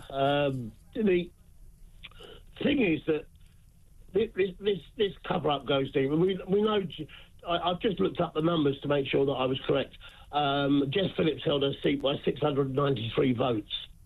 And we don't need another public inquiry, because as was done in the last one, as Maggie has shown, it's a complete whitewash. What we need is a royal commission with teeth, with an independent judge, but not allow it to be kicked into the long grass, i.e. give it a 2 years maximum of a royal commission, and so that they can get to the bottom of what went on, who did what. I mean, what you said earlier about Starmer when he was Director of Public Prosecution. Yeah. The fact is that Maggie blew that completely out the water. Under Gordon Brown's tenure as PM, and Starmer sent out to all police forces, and what he said basically, and I'm remembering this, so it's not going to be... No, go ahead. He said that whilst the ethnicity should be looked into, not all of these cases can be brought because the witnesses are unreliable and too young. There are a lot of... I mean, listen, I am not defending that for a second. I think that's an appalling thing to say. What does often happen, factually, what often happens in sexual crimes cases is that they go on for such a long time. And Chris, this is a point that is a system fault as well as a fault of many of the lawyers and many others. This, it goes on for such a long time that people often withdraw because it's so traumatic to keep going back and back and back over something, and that is a big issue. I mean, factually, I would point out, Chris, thank you so much for giving me a ring. I appreciate it, and another ring. And I will go back and look at what Mag Oliver said this morning. I mean, the Prime Minister did, as Director of Public Prosecutions, begin the prosecutions of the Rochdale grooming gangs in 2013 and launched reforms into how the CPS handles child sex abuse cases. Did that solve the problem? No. Obviously not. Obviously there's a lot more to do, and I'm interested in terms of what he does as Prime Minister. Chris, thanks for your call. I appreciate that. We're going to talk in just a second about an issue that we are keen to continue to highlight on this programme, and that is about the hostages in Israel. And actually today, in Gaza, I should say, the Israeli hostages in Gaza being held by Hamas terrorists. And we know that Tottenham Hotspur, the football team, are playing today. They're playing Newcastle today, and there is a memorial and an awareness, an awareness campaign, certainly for the hostages, and specifically Emily Damari, the British Israel woman taken hostage by Hamas terrorists during the 7th of October attacks. Johnny Gould, my fellow Talk presenter, has been speaking to her family. He's going to tell me more about that next here on Talk. Stay with us.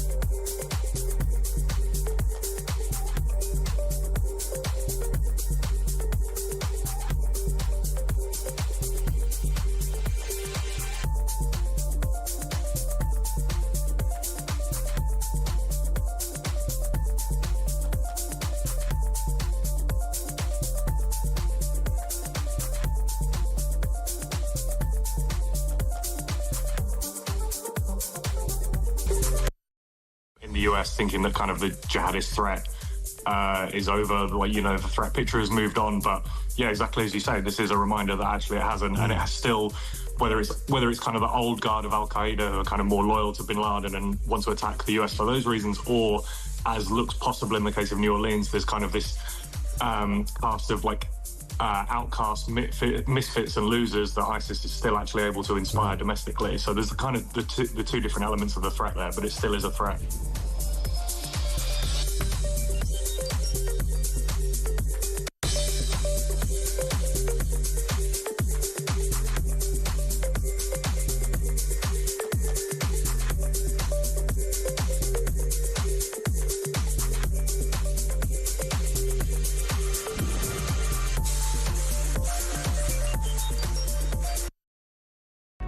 across the UK. On DAB+, on YouTube, on the app, on your mobile. The home of common sense. This is Talk.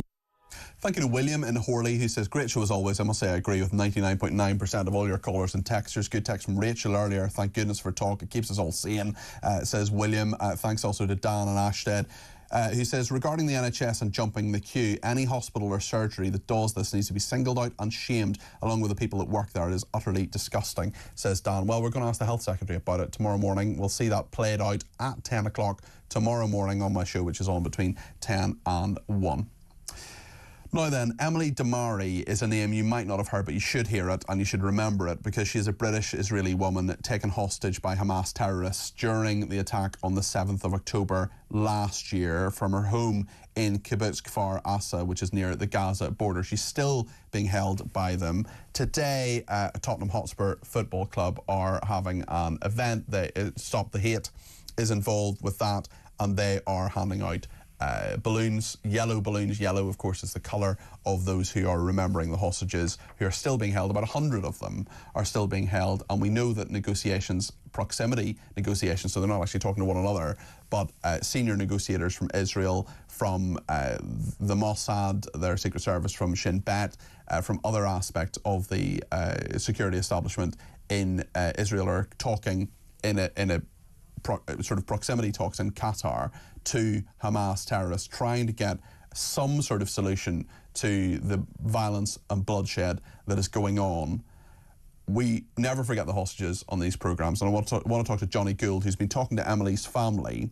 Emily is the only known British citizen still being held hostage by Hamas terrorists in Gaza, and there have of course been so many concerns raised about the conditions, and there's so little we actually know about how Emily is being held. There have been so many reports of starvation, dehydration, torture, sexual assault, and so on. And her mother, Mandy, has called for humanitarian aid to reach the hostages. Johnny, just tell us about the conversations you've been having with Emily Damari's family.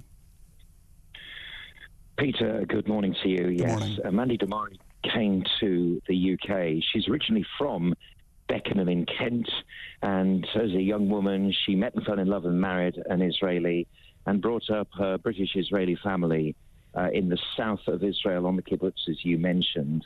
Emily grew up there, and aged 27 she was brutally taken hostage. She was shot and survived. It's believed she has shrapnel in her body, and her beloved dog was killed as she was taken away in her own car, bound up into Gaza. The last time that Mandy heard sight or sound of Emily was in March of last year. However, she's clinging to the hope that Emily, who's a bright soul, a spirited, good person, who, from all reports, kept the other hostages' spirits up, those who escaped and were managed, not escaped, but were rescued and negotiated out of this tyranny, that she may still be alive. But it has been 10 agonising months since we heard from Emily, which was in one of those awful Hamas videos. What is the UK government doing about this, and what does Mandy Damari, Emily's mother, think about what the government is doing? Because there have been all sorts of actions, including supporting a resolution for a ceasefire without making the release of the hostages a prerequisite, for example. That's right. Mandy mentioned that she was deeply upset by the call for a ceasefire without the release of the hostages. What kind of ceasefire is that? It's not a ceasefire, and Israel is determined to get its hostages back, but in exchange for an end to the war. What have they done? Well, when Mandy came to Prime Minister's questions, Sir Keir Starmer opened up the discussion with a welcome. They put out the red carpet for her. Labour Friends of Israel brought her to their convention, and she met David Lammy. David Lammy listened to her, and she even got a hug from him. And then what happened?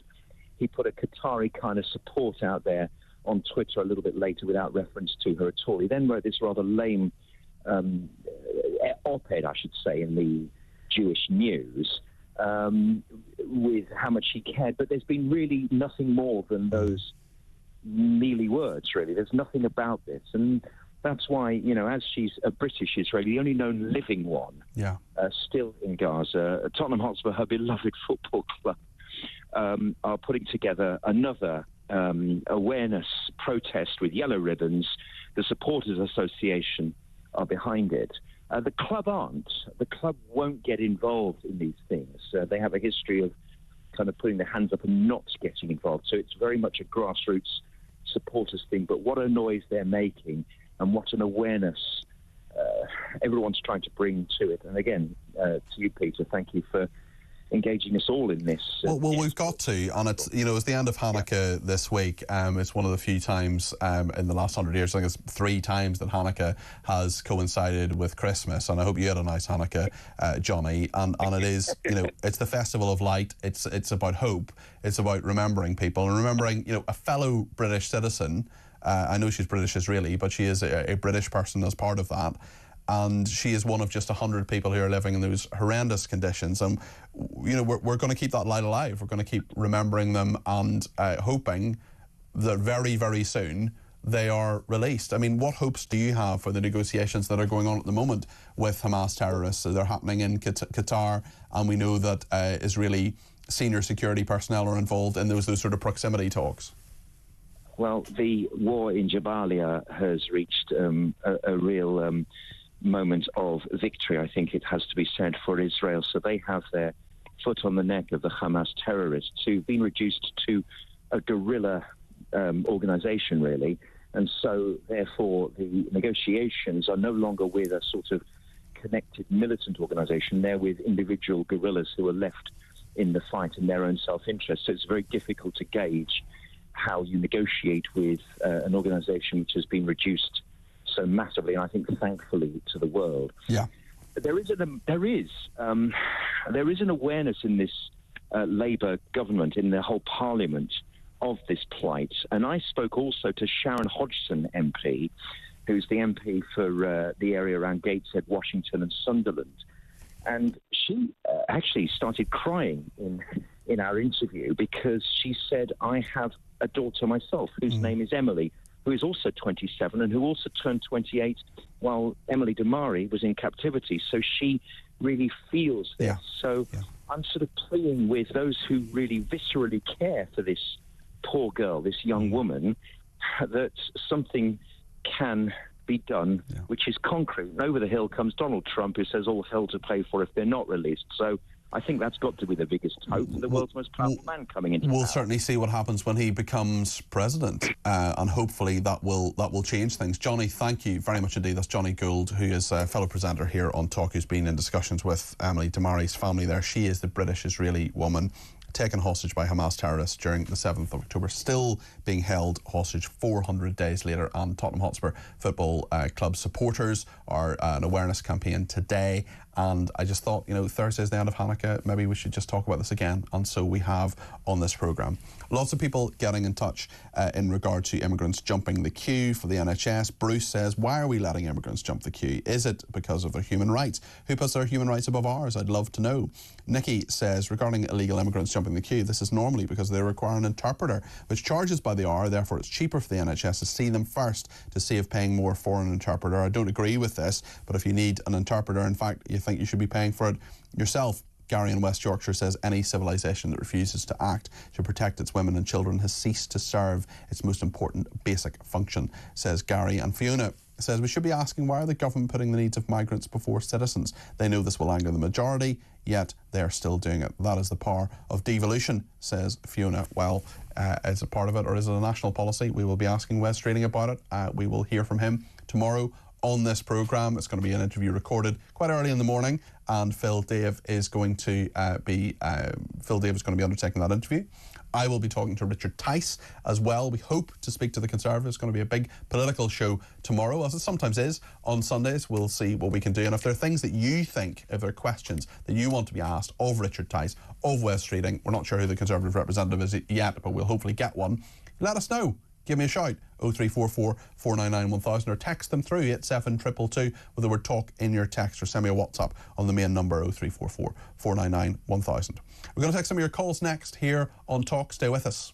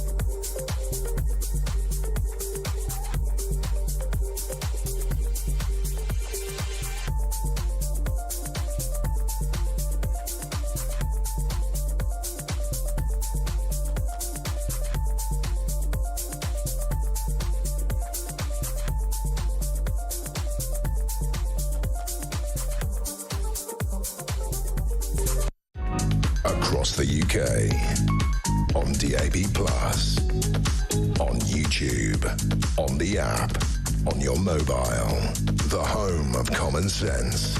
This is Talk. Well, thank you to everybody who has been in touch today. There's lots and lots of calls, texts and tweets coming in. Penny in Essex. Penny, thanks for your Christmas card, by the way. I really appreciate it. She says, why do the BBC still refuse to call Hamas terrorists? It's a very good question, Penny, and I think they should, because guess what? Hamas are terrorists. It is factual. They're also prescribed in this country as well. They're a prescribed organisation, which means they are terrorists according to the UK government. And we also have a situation where HTS, which is the outfit that is running Syria at the moment, they're prescribed terrorists, but Starmer's talking to them. Apparently that's all right. Let's hear a couple of voice notes now, if we can. First of all, Nick has been in touch talking about what Danny Shaw said this earlier on. I should say Danny Shaw is a former BBC Home Affairs correspondent of many years standing. He's also someone who advised Yvette Cooper before she went into government, and there have been quite a few people who've been in touch about what Danny was saying. Nick, first of all, let's hear his voice note. Good morning, Peter. It's Nick Moore from Loughborough. How Danny Shaw can speak like a Labour activist, not like a former Labour advisor, is emblematic of the Labour Party as we see it at the moment. How he can come onto your programme and defend Jess Phillips for refusing to allow a public inquiry merely because she knows how fragile the majority of her seat in Birmingham is. She nearly lost her seat to the Gaza party, effectively, and she's just trying to save her own skin. What Danny Shaw is saying is absolutely appalling. He's defending the indefensible. Have a good day, Peter. Nick, thanks for your thoughts on that. Listen, I appreciate your thoughts. I appreciate Danny's thoughts coming on this programme as well. And, you know, clearly I disagree with him, and I'm on your side of this argument, Nick. The question with Jess Phillips, I'm sure she would deny that she's doing it because of her majority. I'm sure she would say that she has good, solid reason for it. I've read out the entire statement. I've asked for her to come on Thursday, Friday, today, tomorrow.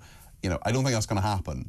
in the short term, but I really do want to talk to her about this issue because it's a really, really big issue. And she's been a campaigner, she's been very vocal on this for such a long time, and I want to understand her thinking on this, and that statement doesn't let me understand her thinking on that. And I get the impression from Nick that you think the same thing too, although don't want to put words in your mouth.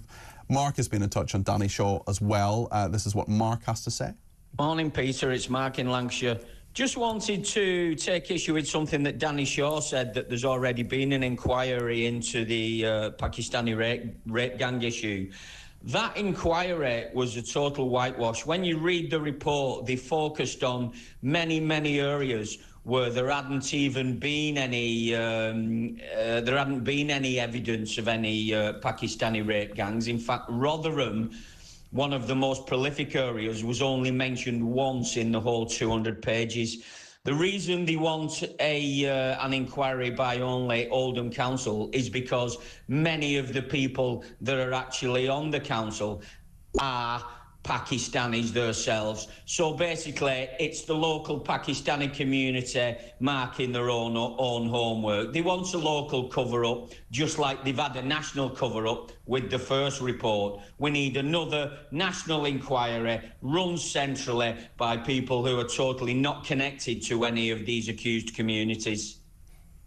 Mark, interesting thoughts there. I should say with the Telford example there, we spoke to the head of that yesterday on my drive show, and if you haven't seen that, I would advise you to, encourage you to look back at that interview. And these things can be done independently. They can be done independently locally. It's a question of how they can be done, and it's not a case of people marking their own homework necessarily, because an inquiry has to be fair and has to be seen to be fair as well. And certainly the Telford inquiry, and the person I spoke to who's the head of that, I think did a very, very good job. They can do that. And actually, when we had the Conservative councillor on from Oldham Council, they want this independent inquiry. I can't speak to what you're talking about there in terms of individual people who are Pakistani wanting to mark their own homework or save their own skins or whatever. I think there are institutional failures which go far beyond race here. I think, I'm not denying for a second that there is predominantly Pakistani Muslim men involved in these rape and paedophilic gangs, no doubt about that. The cover-up and the obfuscation in regard to all of this, well, that, I think, goes beyond race. I think there are far too many people from various backgrounds who've been involved in that, and they need to be called out as well in all of this. All of them need to be called out, everybody who has been covering this up or not doing the right thing. I want to talk to Janet in North Wales now. Janet's giving me a ring on 0344 499 1000. Janet, thank you for your call. I know what you're going to talk about, and I want you to take your time, and thank you for the call. Tell me about your daughter and what happened to her. Hello, Peter. Hi there. You're an absolute star. Thanks, Just Janet. saying. I don't think I am, but thank you. So, look, it must be 20 years ago now. I had been in a domestic violence refuge. Nothing to do with the father, a subsequent relationship. And there was a young girl that was there, a bit of a rough diamond, and she befriended all the young people in the refuge. We then left. Unbeknownst to me, she kept contact with my daughter. She then went missing, and we contacted the local police, and it's all a bit of a blur, because when your child goes missing, you're in a bit of a fight-flight situation. Of course.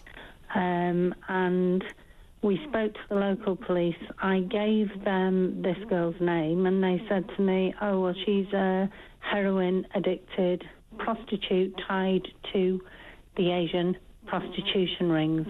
And if they take her to Glodick, which is a place close to Oldham, part of Oldham, and there had recently been race riots there, you will never see her again. So the next 2 days were an absolute blur. The police did very little to help us. We turned detective. The houses we knocked on were unbelievable. I knocked on one house which was full of girls. I showed them the photograph. There was drug paraphernalia everywhere. And they said to me, oh, my God, we saw her this morning with this girl. And we didn't realise how young she was. And if she takes her to Glodick, she took me to Glodick, and I was gang raped. How old was your daughter at this time? She was 14 or 15. I can't quite remember. 14 or 15. She was young. Okay. It was horrendous, Peter. To be honest with you, it's a bit of a blur, those whole 2 days. We had to track her down, which we did. I'm not going to go into it. There's loads and loads I could tell you. We tracked her down. We lured her through a third party to an area, and we kidnapped her back. And I believe that she was going to be taken to this area the following morning. And the point I'm making is they all knew. After that incident, I called in a local councillor who came to visit me in my home. And you know what? I can't remember his name. But I told him what had happened. I went to the refuge, and the refuge told me that they knew about this girl. They knew that she had these ties, and they said, we don't want her. And the council had told them that if they didn't accept her, they would withdraw their funding. What do you know about what happened to your daughter when she was away from you? Right. I thank God this girl kept her. It was on the Monday night that we got her back. And the following morning, I know that, my daughter's now told me that she was waiting to collect her gyro from the post office in Ashton Underline. So that day she was going to take her to Glodick. She had taken her to various places where they were taking heroin and drinking, and for a year she said to me, no, this girl, she's looking after me. She wouldn't allow me to take these things. But we know that she was going to take her to this area. And as she's grown older, she's now realised that that's what was going on. It was grooming. She had a really lucky escape, Janet, from what? Very, very lucky escape. How do you feel about that time, and how do you feel about the fact, I mean, you talked about you were turning detective there. The police clearly weren't doing nearly enough. What was their attitude? What did they say to you when you said, hold on a second, find my daughter? It was quite blasé. She was a young girl. And all I can tell you, Peter, is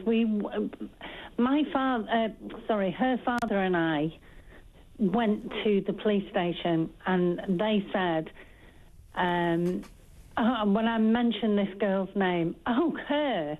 Oh yeah, she's a heroin taking. So they knew they knew about the girl who was involved with your daughter, who was taking your 15-year-old daughter to an area where you knew that she would be brought into this horrendous life. Yes, Peter, I walked that area. We knocked on doors. I went alone as 20 years ago, a 40-year-old woman. I walked that area. I had young Asian lads, and I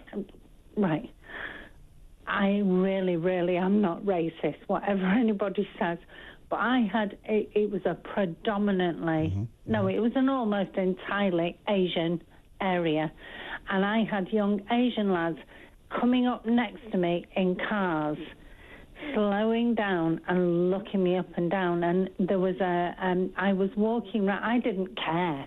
I did not care. I was looking for my daughter. I was absolutely panic-stricken. And I walked into a local shop showing this photograph, and a guy came to me. The guy, I don't know whether he worked there or he owned it, and he said to me, please, come back at 4 o'clock, go away and come back at 4 o'clock when I'm not on shift, and I will make sure that you are safe in my area. Wow, okay. Well, that sounds like a good soul. I mean, there were so many girls that you encountered, even in that short space of time, When I was in the refuge, there were a couple of young girls there that would go out and they would come back in taxis late at night. And there was one of them, and I said to her, my darling, and the following day, are you all right? And she was so down and so upset. And I said to her, I don't know what you're doing, but you can talk to me. This was going on 20 years ago, Peter.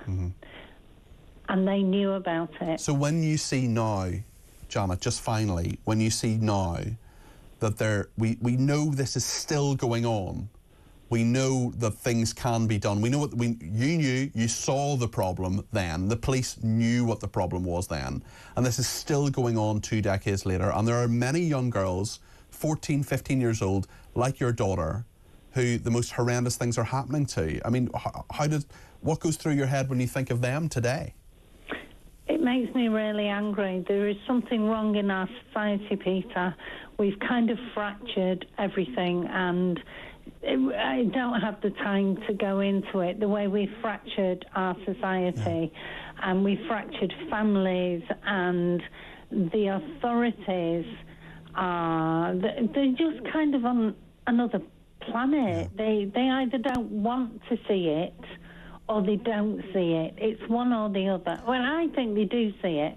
Janet, I just want to say thank you for telling me your story. Also, you know, we haven't dwelt on it's none of my business why you're in that domestic abuse shelter, but you clearly, personally, have been through a lot, and you're a mother who quite literally fought for her daughter. And I hope your daughter, I know she now sees what could have happened, but I just want you to take a little bow yourself and to remember that I know that happened a while ago, but the kind of parenting, the kind of responsibility, the kind of courage that you showed is what so many people need to show and do not show. So thank you for speaking to me today, Janet.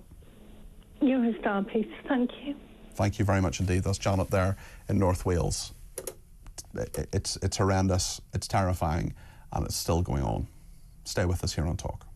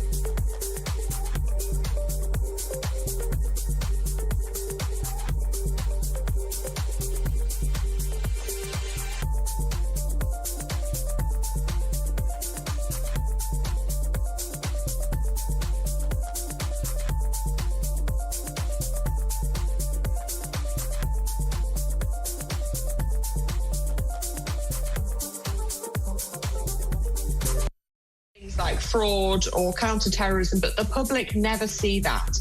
So what really matters to the public are things like shoplifting, so-called signal crimes, things like burglary, robbery, car theft, car windows being smashed in. That's how people perceive whether they are safe or not. And I think if you look at the numbers, in fact, on things like shoplifting, it's slightly different, but overall crime actually has gone down. But what people perceive is that they are more unsafe than ever.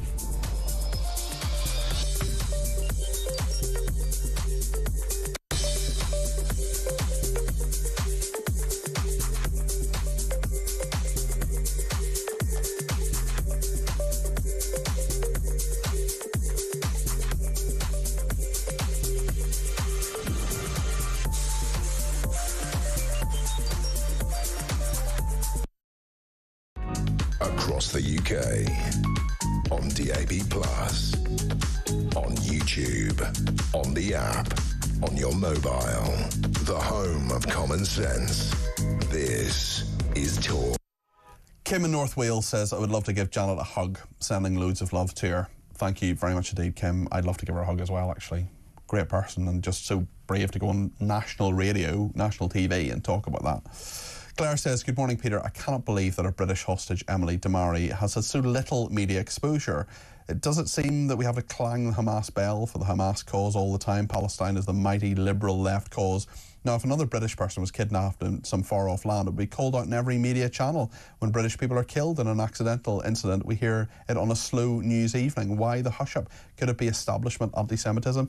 Listen, Emily Damari's name is one we're going to continue to mention on this programme until she is released, along with the 100 other people who should be out. They should not be being held hostage by Hamas terrorists.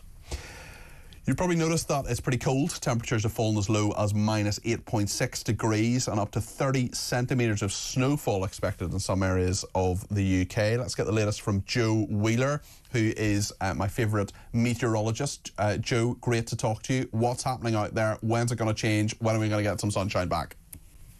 Oh, you want the sunshine back? Can we have some snow first and probably some rain as well? Oh, okay. We had these... Well, at least you're always a ray of sunshine, Joe. I try. But no, you're right, chilly overnight. In fact, by the time I got up this morning, which wasn't late, the cloud had already increased across much of the country. I'm in Lincolnshire, and that veil of cloud was already there. Now, that was expected a little bit later, and this has been one of the problems with this system, that the timing of it and the extent of it is not clear, and it's still not clear. So, whilst we've got warnings out for much of northern England, parts of Wales, that's an amber warning, a yellow wider warning for snow and ice as well for parts of Scotland. This system, as it comes in, is going to give some rain over southern parts of Ireland, down towards the southwest. And then as it pushes northwards, it's going to turn to snow. So those figures you quote, yes, up to around 30 centimetres over the Welsh mountains. The southern Pennines likely to be affected too. This rain-snow area goes so far north and it stalls. But behind it, two things happen. First of all, there's the risk of freezing rain. Now, that's something we don't see here very often. It's rain, it looks like rain, but it falls onto road surfaces that are sub-zero and it freezes on contact. This is horrible stuff, and we don't see it here very often. Now, behind that, we have the rain, and we'll see milder conditions. So really, we could see temperatures ranging from around 12 or 13 degrees Celsius in the south to only around 2 or 3 degrees Celsius in the north, where it's snowing. We're going to leave Scotland out of this because that remains cold with snow showers pretty much throughout, also the risk of ice. It's this system going north and then retreating back towards the southeast, which is likely to cause some problems because even as it goes, the cold air comes back behind it and it's likely to turn the rain to snow on the back edge this time. So front edge as it comes northwards, back edge as it moves away southwards. So it's a very tricksy forecast, and I will warn you that when you look at your phone app, it depends which particular model they're using. If it's the Met Office, the British forecasting system, that's probably likely to be the most correct. But the GFS, which is the American model, is used by a lot of phone apps. So it'll tell you this is happening or that's happening. Don't rely on it, particularly not if you need to travel. Anytime you want to get on the road between 6 o'clock tonight and pretty much midnight tomorrow, just take care. Check it out first. Okay, Joe, thank you. Wise words, as always. Thank you very much indeed for your forecast there. Great to talk to Joe Wheeler there. And thank you to Hannah, who has been in touch on WhatsApp, 0344 499 1000. The worst thing about rape gangs is they got their sons and nephews to intimidate victims and their families. These are now the new gang members who see no wrong in preying on young, vulnerable white girls. It's never ending and absolutely still going on. Stuart has been in touch as well, who says, I live in Oldham and what Janet is saying is true. Glodwick is a no-go area that I would invite any white Liberal politician to walk through unaccompanied in an evening and to see for themselves how multiracial relations really are and how it's a failed experiment that breeds not only rape gangs but drugs and a general apathy from the Asian community towards the rule of law and Western values, he says. Listen, it's really depressing that not only is this happening, not only do people know it's happening, they see it happening, they know what is happening, and nothing is being done about it. And Jason in the Lake District says, absolutely heartbreaking listening to Janet. This has to be the biggest national scandal of our lifetime. Heads need to roll on a scale never seen before. We are going to continue talking about it as much as you want to talk about it. We're going to talk about it on the programme tomorrow. We're also going to talk about Elon Musk next here on Talk.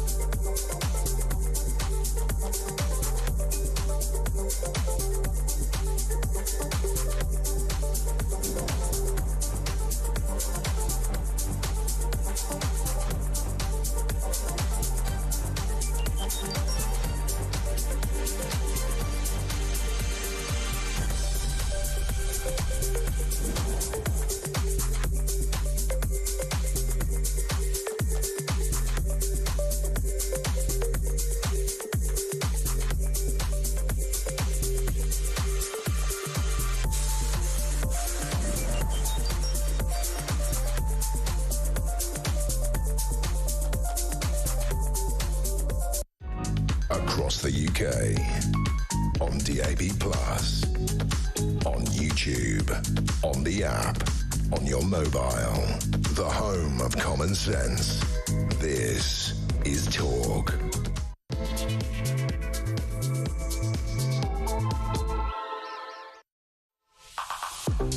Well, a very good afternoon. This is Talk. I'm Peter Cardwell, and over the next half an hour or so, we're going to have a talk and discussion on lots of different topics, including Keir Starmer under pressure from both Elon Musk and Donald Trump. What is it going to look like when Donald Trump becomes president of the United States again in 2 weeks' time? What is that relationship going to be like? We also know a British man is among victims of the New Orleans terror attack. The King is understood to have been in touch with his family because he is the stepson, apparently, of a former royal nanny. Also, Donald Trump has been ordered to attend a hush money sentencing. This is days before the inauguration. He's not going to prison, that's not going to happen, but a sentence will be passed. We'll talk about that. We'll also talk about the paedophile gangs that we're talking about today. We'll hear voice notes as well on the NHS and on Reform UK. And actually on Reform UK, we're going to talk to its Deputy Leader, Richard Tice, tomorrow. We're also going to talk to Wes Streeting, the Health Secretary. Big political show tomorrow between 10 and 1. Don't forget to set your clocks and make sure that you join us for that. But today, in the next half an hour, plenty still to talk about. Give us a call, 0344 499 1000. You can text me at 722 with the word talk in your text. You can tweet me at talkTV, follow me at Peter Cardwell. And the question we're asking is what the solution is, in your view, to the paedophile gangs scandal. Lots to discuss. Stay with us here on Talk. Well, there's quite a few stories stateside, specifically in regard to the news from New Orleans, also Donald Trump has been ordered to attend a sentencing in regard to Stormy Daniels and the hush money that she was given. Steve Gill is a former advisor to both the Clinton and Bush administrations. Steve, great to have you back on the programme. What can we expect this week in regard to the sentencing? Because Donald Trump's not going to go to prison, we know, but sentence will be passed. What do we expect there? He would be the first convicted criminal to become President of the United States, I understand. Well, that's the headline that the Democrats and this corrupt Judge Marchand wants with this sentencing. The other cases have all fallen apart because they were not based on legitimate fact or law. In this case, maybe one of the worst of them, they accidentally or actually extended the statute of limitations to give the state the opportunity to bring this bogus case against Trump. That's going to be an issue that the courts of appeals and ultimately perhaps the Supreme Court will deal with. The judge excluded evidence that clearly would have aided Donald Trump that the jury should have heard, put in evidence that they should not have heard that was just to smear him and create bad feelings towards Trump. And again, you were trying him in an area that I think voted about 90% for Biden and about 90% for Harris. So this thing was a scam from the beginning, and ultimately the courts of appeals or ultimately the Supreme Court will deal with it and toss it out as it deserves to be. But that will take time. And in the meantime, Judge Marchand, whose daughter actually made money off this bogus case, raising money for Democrats, just wants that he's a convicted criminal headline that you just referenced. Nonetheless, the process of law, as you say, may not be the process that it should be, but the sentencing will happen this week. And what is likely to happen? What sentence is he likely to receive, do you think, Steve? There may be some fines involved. There may be some restrictions on his travel, although I think that's going to be less likely. Again, the judge has given a signal that he's not going to sentence him to any jail time, which would be even more ridiculous. I think it's going to be, basically just to get the conviction on the books, which again also allows Trump to begin the appeal process that's been on hold while the judge has been holding back on the sentencing. Steve, we know, just turning to another American story in regard to Donald Trump, that Elon Musk has been saying all sorts of things about British politics. It's interesting, actually, Nigel Farage, the leader of Reform UK, has been slightly distancing himself from Elon Musk on a couple of different issues. I just wonder, in regard to Donald Trump and Elon Musk particularly, how you think the relationship across the Atlantic will work, given everything we now know and the fact that Donald Trump will be president again in about 2 weeks' time. I think there's a distinction here in that the Brits and some of those in Labour Party are targeting Elon Musk. I think they recognize that they want to be friends with Donald Trump, and I think you've seen Donald Trump kind of reach the hand of friendship out not only to the royal family, but also especially to politicians like our Foreign Secretary David Lammy, who called him a neo-Nazi sympathising sociopath. It could have been dinner worse. with him. He forgave him and had dinner with him. They could have actually sent some of the Labour Party officials here to campaign against Trump, which would have made things even worse. You mentioned Nigel Farage early, and I think that Trump and Farage clearly have a great relationship. I don't think in Farage's wildest dreams, and I doubt if Starmer was ever in his wildest dreams, but in his wildest dreams, I don't think he ever believed that Starmer would be absolutely obliterating the Labour Party's reputation politically and in a policy-wise with, of course, this latest scandal rising to the top of the level. Starmer seems to be doing everything he can to, if not make Farage prime minister, at least put him in position where he and Reform will choose the prime minister. And I think they're doing everything they can to really antagonize the voters in a way that, to use a good Southern U.S. term, skedaddling. You have Labor officials that are going to be skedaddling away from Starmer to avoid being tainted by the toxicity of both his policies and this latest scandal. They're going to be running their little chubby legs away from him as fast as they can because of all these policy and scandal issues. Again, the heating oil, the pedophile scandal, everything else. And again, in Nigel Farage's world, this is the best thing that could be happening to help reform. America, certainly over the last couple of days, has been reeling from the terror attack in New Orleans. We know that 14 people were murdered by that ISIS-inspired terrorists. We now know that one of those people was a British man. The King has been sending condolences to his family, reportedly. Of those 14 people, of course, the majority are Americans, as you would expect. how is America picking up the pieces after the New Orleans attack? And because homegrown terrorism of someone born in America who served in the US military must be, in some ways, pretty shocking to some people.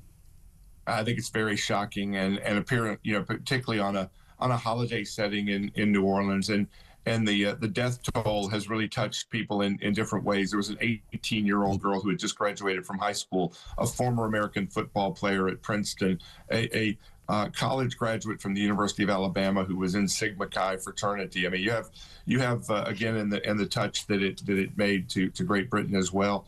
Again, it's the tragedy, the human tragedy that I think has touched people most.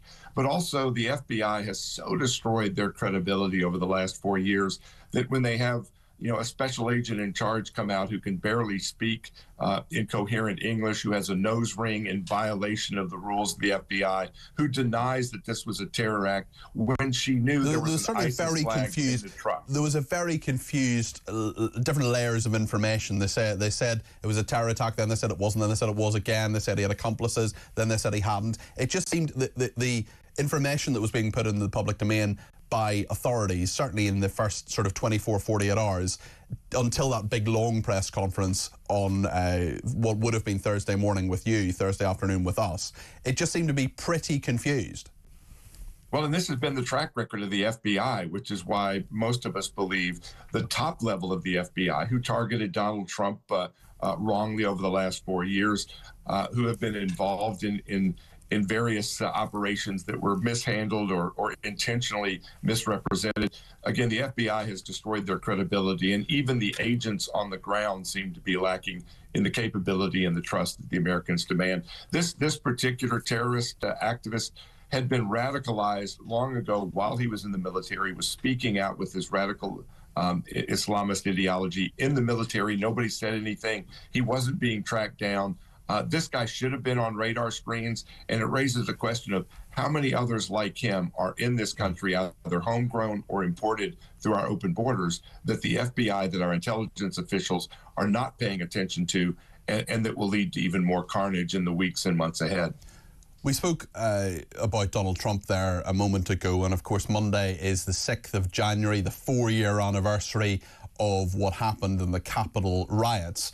How does America look back at that? How much of a look back, I suppose, will there be to that time on Monday, or will people want to ignore that anniversary?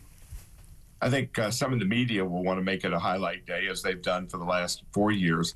But I think it's viewed in the partisan way that so much of America is split these days. There are those that think it was an attempt at an insurrection to overthrow the government, despite that the only people who were armed that day were the police officials, including one who shot an unarmed woman who was there simply protesting. And on the other hand, you've got folks that think that these people have wrongly been jailed, wrongly been prosecuted for the last 4 years, many of whom have been held in solitary confinement over this time for crimes that simply included walking into the building, and many of whom were actually trying to stop the protest.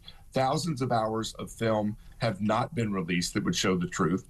You have other testimony that's come out that the federal authorities were involved and engaged a lot more than they've told. At first, they said the FBI didn't have any agents on the ground. The Capitol Police didn't have undercover people. They now have admitted they had numerous, maybe even dozens, that were maybe inciting this more than the protesters themselves. So I think it's seen through the political prism, depending on your partisan political views.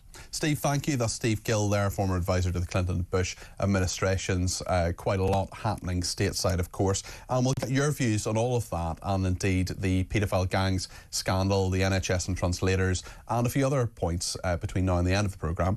Stay with us here on Talk.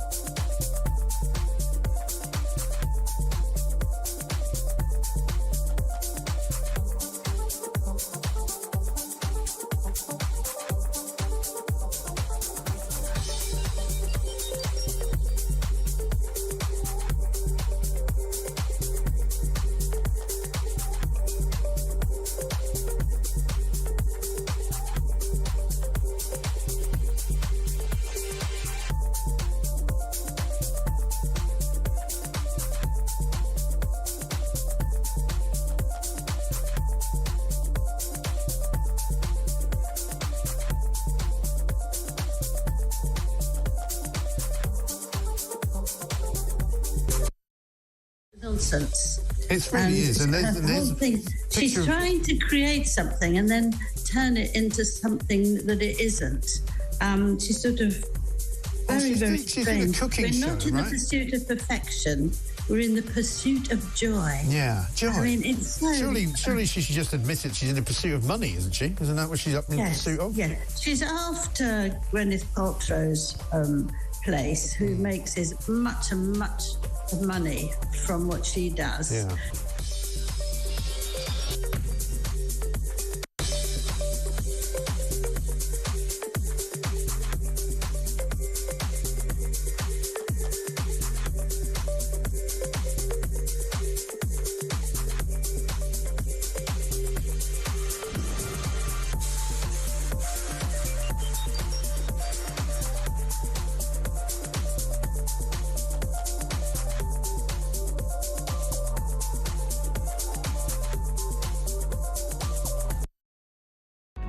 Across the UK, on DAB+, on YouTube, on the app, on your mobile, the home of common sense.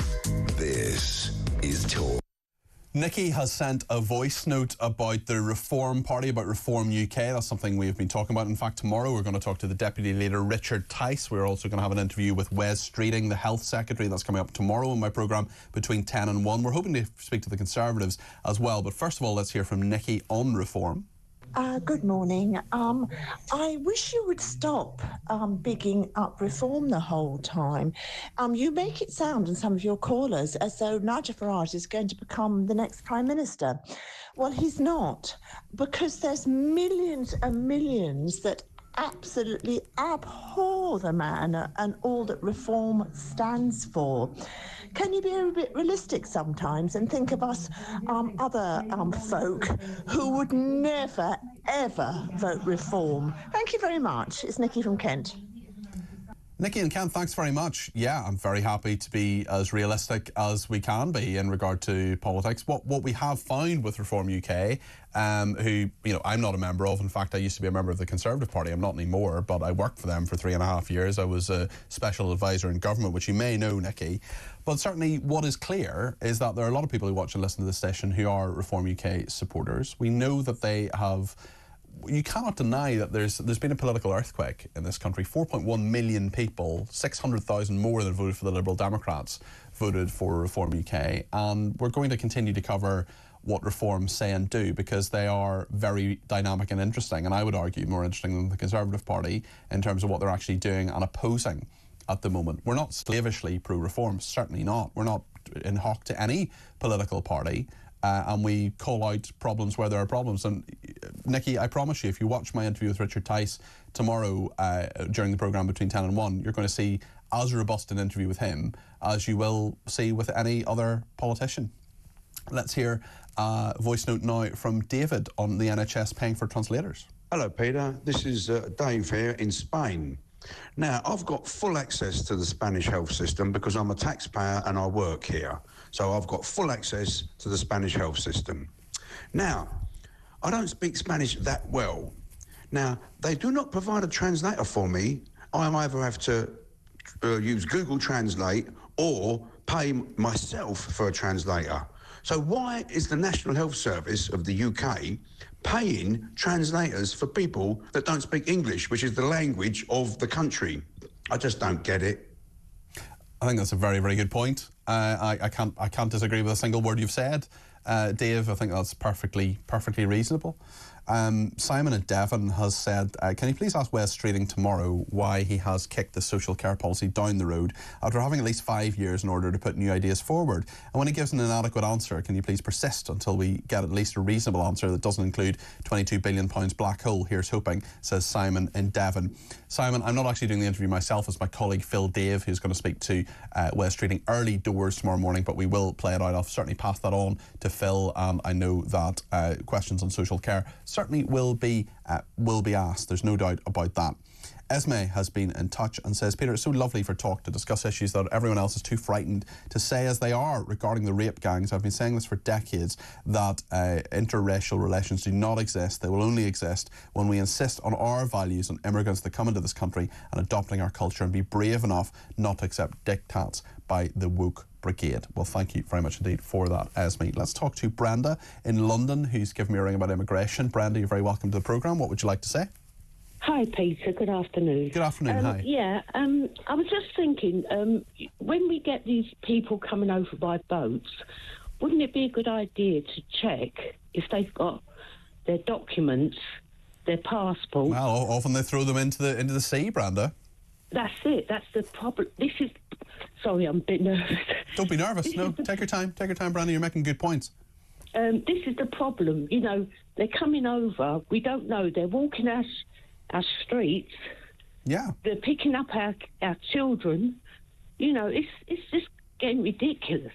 It is very worrying for a lot of people, Brenda, isn't it? And I think, again, it just comes back to the fairness. It comes back to the people should have to prove their identity. They should have to prove that, you know, we're a compassionate country, Brenda. We've taken in loads of people from Ukraine, we've taken people who have come back here from Hong Kong, for example. There's lots of that. We're a compassionate country, but people have to play by the rules, don't they?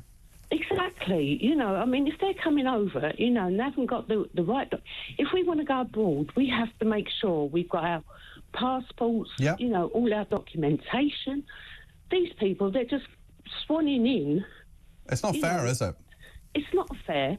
And, you know, this is where, you know, like I say, our children are then being picked up off the streets and taken to these houses. Yeah. You know, it's although that's happening as well, Brenda, by people who are in this country already and born in this country, and it's an absolutely huge issue. Brenda, thank you for your call. You made some really good points there, and please, no one ever worry about being nervous. I know it can be quite an intimidating thing to say, you know, ringing in and being on the air and all the rest of it, but you're just talking to me. You're just talking to me. Forget about everybody else who's watching and listening when you're just having a chat, and there are lots of people who make really good points. Brenda's one of them, and thank you for her call today. Indeed, thanks to everybody who's been in touch and everybody who always is in touch. It's always appreciated, no matter what your points are. Even if you think I'm talking absolute nonsense and you tell me so, that's okay, because on my programmes we disagree without being disagreeable. I want to thank the top team behind the glass today, who've done a sterling job, as they always do. Chris Jacobs has been the producer, Tommy Bateson the assistant producer, the Tommy Bateson. Dave Rhodes has been the tech op Dave, of course, technical operator. Titus D'Souza and Davis Fang have been the visual producers.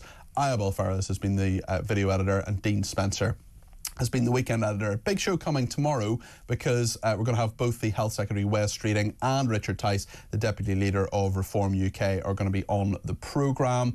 We are going to make sure that we ask them lots of questions. There are so many things that can be discussed, of course. There is social care, there's winter fuel allowances. Wes Streeting said that people should just turn on their heating. And of course, the paedophile gangs and Jess Phillips and what she has said or done, or indeed not done, in regard to all of that. So there's plenty to talk about. And coming up this afternoon, you're going to hear live exclusive commentary of Tottenham versus Newcastle in the Premier League. Sam Matterface and Stuart Pearce will bring you through that on the radio.